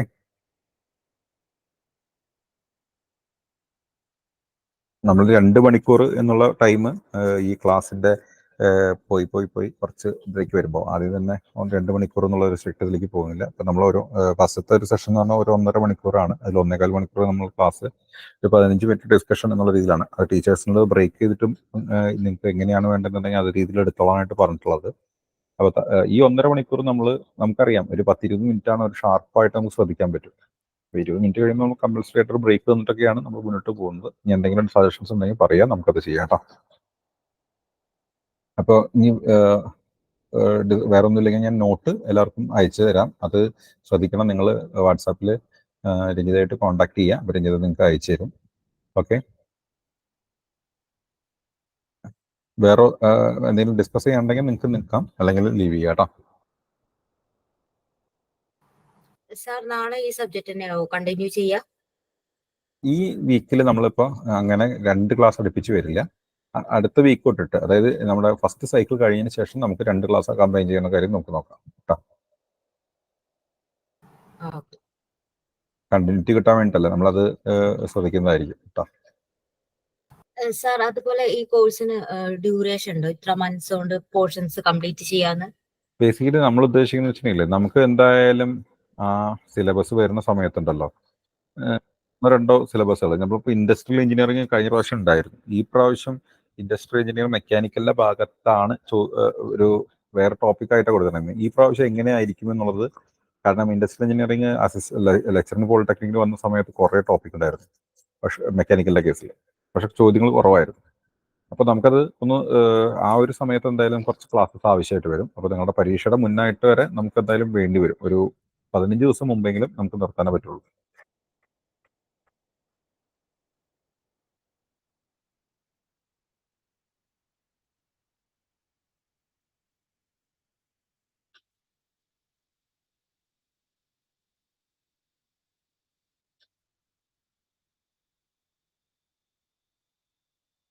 ആർക്കെങ്കിലും എന്തെങ്കിലും ചോദിക്കാനുണ്ടെങ്കിൽ അല്ലെങ്കിൽ നമുക്ക് അടുത്ത ക്ലാസ്സിൽ മീറ്റ് ചെയ്യാം. അടുത്ത ക്ലാസ്സും അതിൻ്റെ അടുത്ത കാര്യങ്ങളൊക്കെ നിങ്ങൾക്ക് വാട്സാപ്പിലൂടെ ഇൻഫർമേഷൻ ലഭിക്കുന്നതായിരിക്കും. ഒരു സൈക്കിൾ കംപ്ലീറ്റ് ചെയ്തതിന് ശേഷം മാത്രമാണ് നമ്മൾ പിന്നെ ഒരു കാര്യം ഉറപ്പാണ്, നിങ്ങൾക്ക് ഞങ്ങളുടെ ഒപ്പം നിങ്ങൾ ഈ ജേർണി കണ്ടിന്യൂ ചെയ്യുകയാണെങ്കിൽ നമുക്കത് മാക്സിമം നിങ്ങൾക്ക് യൂട്ടിലൈസ് ചെയ്യാൻ പറ്റുന്ന രീതിയിൽ തന്നെ ആയിരിക്കും.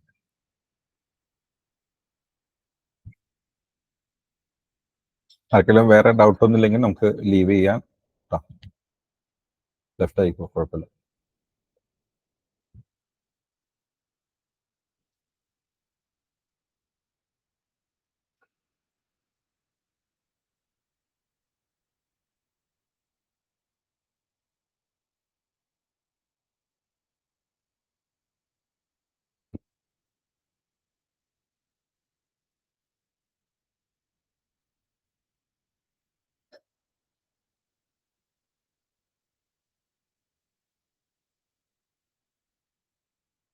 അനു, എന്തെങ്കിലും ഡൗട്ട് ഉണ്ടോ?